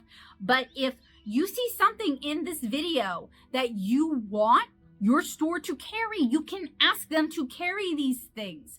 A lot of these companies do not sell directly to you and I, so requesting these things, these specific items, is how most of us are going to get a hold of it. Also, and I didn't get this in the interview, but talking to the Holbein rep, he really impressed this upon me. And I want to share this with you guys because we want these companies to have a presence in the US. We want them to think we're worth selling to. And he was explaining to me that a lot of these third-party sellers are not licensed Holbein distributors. So what that means is they're buying in Japan and then selling it on AliExpress. They're doobing it out and then reselling it, or they're selling these packs on Amazon and they're not licensed distributors. And the reason that is a problem is it's still a Holbein product, but that tells Holbein that the US market is not interested in Holbein because those sales are coming from other countries, which means if you like Holbein products and you like going to Blick or St. Louis Art Supply or Paper and Ink Arts or David's Art Center and buying Holbein or Plaza open stock, or buying the sets of Holbein or getting the new products as they come in, if you order it through non-licensed vendors, Holbein is going to reduce the support, and this wasn't meant as a threat, this is just economics, okay? They're going to reduce their support for their American branches, which means we're going to get less of those products and we're going to get less product support. And it also means if you buy from unlicensed vendors and you have a problem with your paint, Holbein of America can't help you. But apparently if you buy it from a license like Jerry's, I don't know if Jerry's carries Holbein, I'm sorry, Blick, Plaza, a licensed vendor, then Holbein of America will give you support. They'll replace tubes and they'll help you out. And I thought that was important to mention because it's something I hadn't really thought about. Like as an art supply reviewer, I often will just look it up on Amazon and I don't really think that hard, depending on the brand, about where I'm ordering it from. Now with Holbein, I tend to buy it straight from David's, or I bought a lot of it at Plaza, or I bought a lot of it when I was in Japan for my own personal use, or I bought a lot of it at Blick when I lived in Savannah. So like, I don't think I've ever purchased my Holbein from a non-authorized source, but I'm sure I have accidentally used an affiliate link from a non-authorized source. So in the future, I'm going to try to make sure if I do use Amazon affiliate links for Holbein, that is from their store. I did suggest that they work on an affiliate program because, like, just to incentivize those of us who review it to make sure we're always linking the official source. Because look, y'all, when I'm doing videos, when I'm setting videos for the next time, way too much talk. I talk way too much, but basically I want my patrons to get it early access. I don't always flesh out the description for them, and I try to give them at least a week to watch it. I'm not always successful in that, but I try to give them a week. Then the video goes live on Sundays, and since I'm doing it all through YouTube, I can't schedule it and have it available to my patrons. So basically Saturday night when I get back from my mom's house, I am working on fleshing out descriptions, filling out the cards, creating thumbnails, right? I'm tired. I just want to go to bed and I just want to get my video scheduled. So I'm not always as good about my affiliate links as I should be. And as we are seeing Amazon become less discretionary about who they allow to sell, and also penalizing more and more legitimate vendors by pushing their listings further and further down, it was a good reminder that I need to increase I need to be more mindful about where I'm grabbing my links from. So with Holbein, even though I need to work on getting like my Blick affiliate, because believe it or not, I don't have an affiliate relationship with Blick. I don't see any money from talking about Blick or recommending Blick, or if you buy stuff from the links with my Blick links, I don't see anything from that. Those are regular old links. So I need to work on changing that to an affiliate status, because I do use affiliate money, and it's not really much. It's like $30 a month on a really, really good month. That goes into buying more art supplies or more pads of paper or fixing up my lighting. It goes back into the channel. It's I'm not going. Or it paid for me to join NAMTA this year. That was $200, but I think it was $200 well spent. But anyway, as you guys can see, the sun is going down. I have talked for almost an hour about this. I will, when I'm better dressed and the lighting is better, record an intro and an end cap and try to tie all of this together. But yeah, keep an eye out for the actual interviews where we're actually looking at new products that are coming out. It is not all inclusive by a long shot of what I saw at NAMTA. It is just when Kismet was in our favor and we were able to get interviews and people weren't too busy. A lot of the big suppliers were really, really busy certain days. So couldn't always get the kind of interviews that I would like, but sometimes they were very generous and had multiple people working the booth, or as with ColArts, they had an experience. So sometimes we could do that. We also had a lovely chat with the reps from Golden. They had a really cool setup that didn't video or photograph super well. And we were just chatting with them, right? And we didn't record that. So there was a lot of chatting and a lot of learning and a lot of education going on that I wasn't able to capture in footage, but hopefully I can work it into when I review products. We can talk about these things that we have learned. By the way, Golden Core has like 20 new colors coming out and I'm really excited about it, but they're not going to do like the 20 new colors as a set. They're going to be in some of the sets, and then they're also going to be open stock.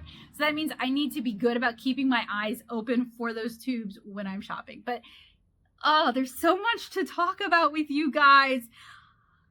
Anyway, I need to go inside. It is getting super mosquito-y out here, and I cannot wait to share what I saw at NAMTA with you guys.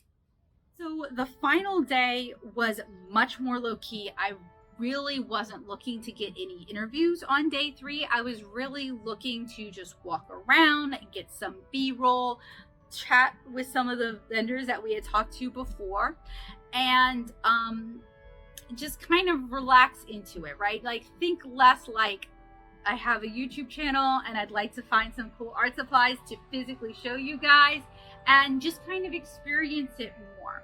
So on day 3, we had the delight of visiting with ShinHan, and I had to tell them how much I enjoy their watercolors because those are the watercolors that I bring with me when I'm teaching classes.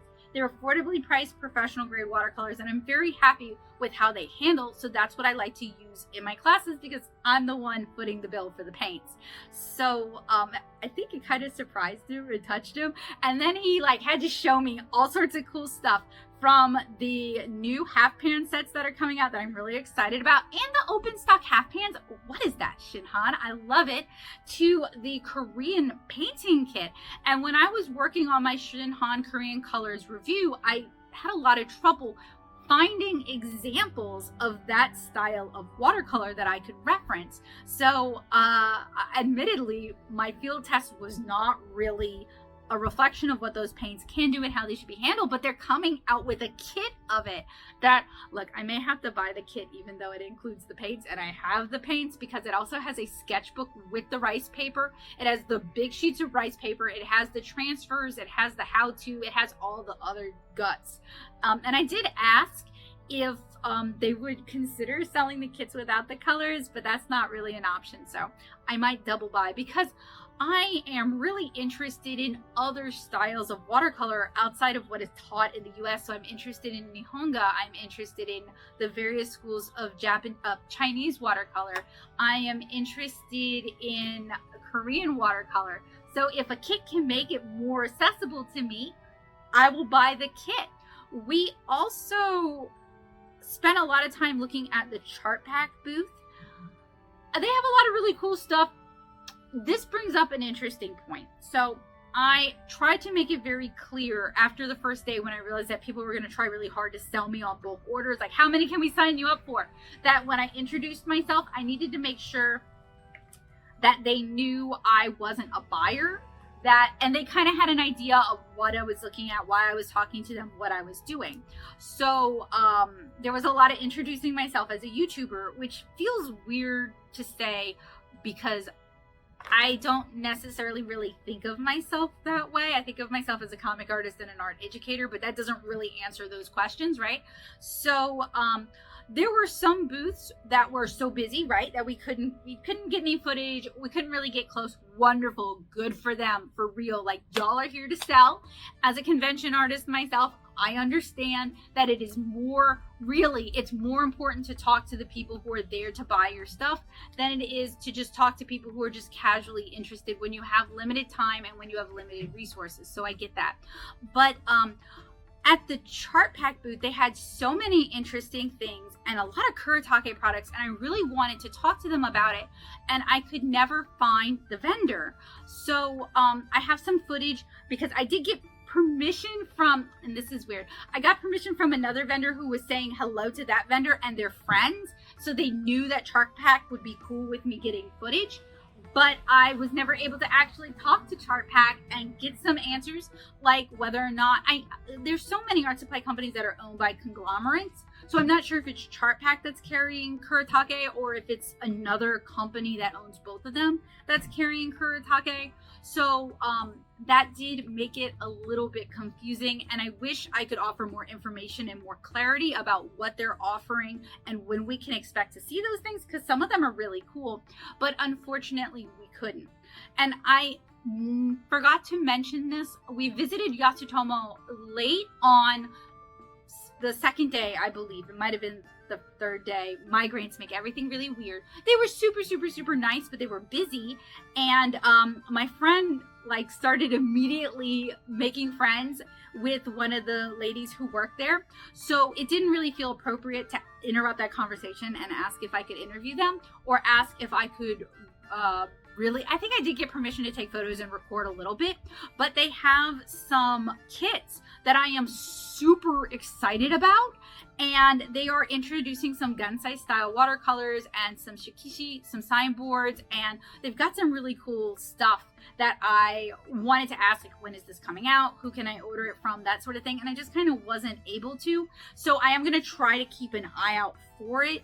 But we often don't get stuff down here. And David's carries everything, but they have limited space, so that even if I request that product, they may not be able to stock it just due to size and space limitations. But there were so many cool things that we saw at the show that I wasn't able to get footage for, or we couldn't find the vendor to ask for permission, or we just kind of ended up getting into kind of a casual conversation and didn't really have an opportunity to ask about recording. Like, we ended up visiting the Karandash booth, and we just didn't have a chance to really ask if it'd be cool if we could record, so we weren't able to get footage for that. So would I do Creativation again? Yes, especially if it was in New Orleans. Would I travel? Would I do it every year? No, the travel expenses make it kind of prohibitive. New Orleans is an expensive city, so I feel for the folks who don't have a business budget to pay for them to go, who are going on their own dime. And I hope everyone who traveled here left the French Quarter and actually did things, because people have a really narrow view of what life as a Louisianian looks like. I would probably attend if it was in parts of Texas. If it was in Georgia, I might attend there, or if it was in Ohio and I could stay with a friend. But it's not the sort of convention that, even as an art supply reviewer, I need to attend every year. It is unrealistic to expect your favorite companies to come up with multiple brand new products, totally new, never before seen, every single year. I feel like that kind of fuels our culture of mass consumption. So I don't really feel like I need to go every year. I do wish there were more consumer and artist facing events, especially those that would be accessible to me as someone who lives in Louisiana, because we get nothing.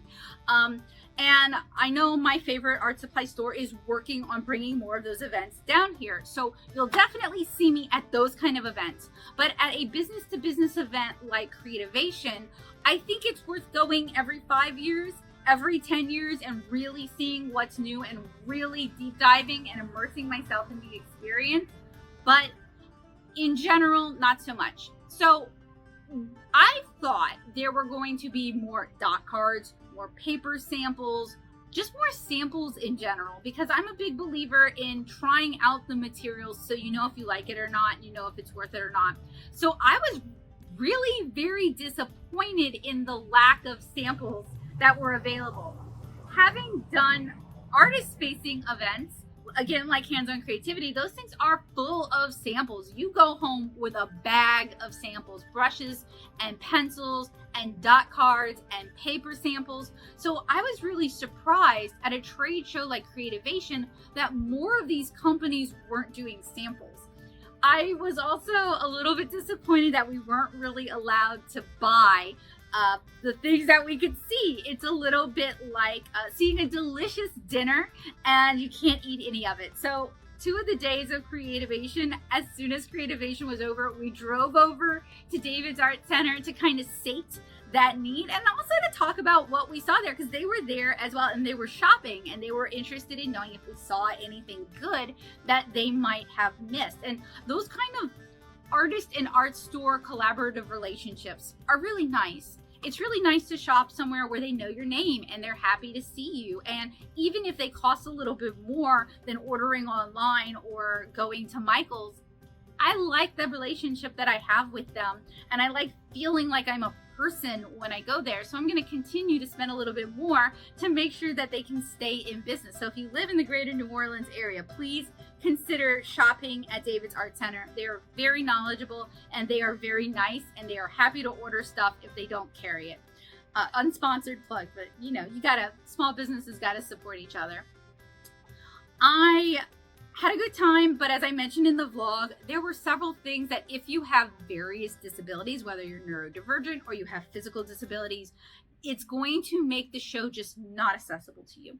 And a lot of those are on the Ernest Morial Center, Do Better New Orleans, but some of that is also just on Creativation and how they handled the announcements and how disruptive the announcements were and how frequent the announcements were. And again, while I realize this is a business-to-business facing convention, a lot of the reps that we were talking to were complaining about the announcements and how disruptive they were and how distracting they were and how it was hard to conduct business over them. So having something else to handle that would be great. Also, I could never get their app to work for me. And that would be a way to send out announcements and updates, but I didn't need the app and I didn't actually find that I missed it in the experience. I used the program guide a lot. We marked it up. We really made use of the program guide and that seemed to work for us. Other than that, I can't really think of anything we haven't really talked about, and traffic is picking up out here. So I am going to not say goodbye, but I'm going to say see you later because we still have a bunch of interviews where we talk about what's new, what's coming up, what are they excited about, what have they innovated on, what should you guys be looking out for and asking your favorite art supply store to carry in the near future. So I hope you guys will consider subscribing. I do art tutorials, art supply reviews, and artist chats pretty dang frequently, at least one update a week. And I hope you guys will consider supporting a small channel like this one. This is only made possible thanks to my patrons on Patreon and also to the funds that myself and my husband put into this.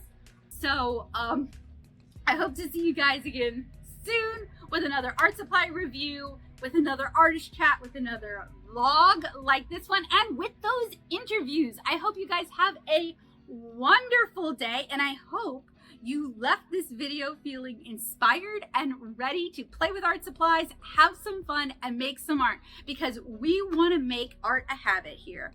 Have a wonderful day, guys. Bye.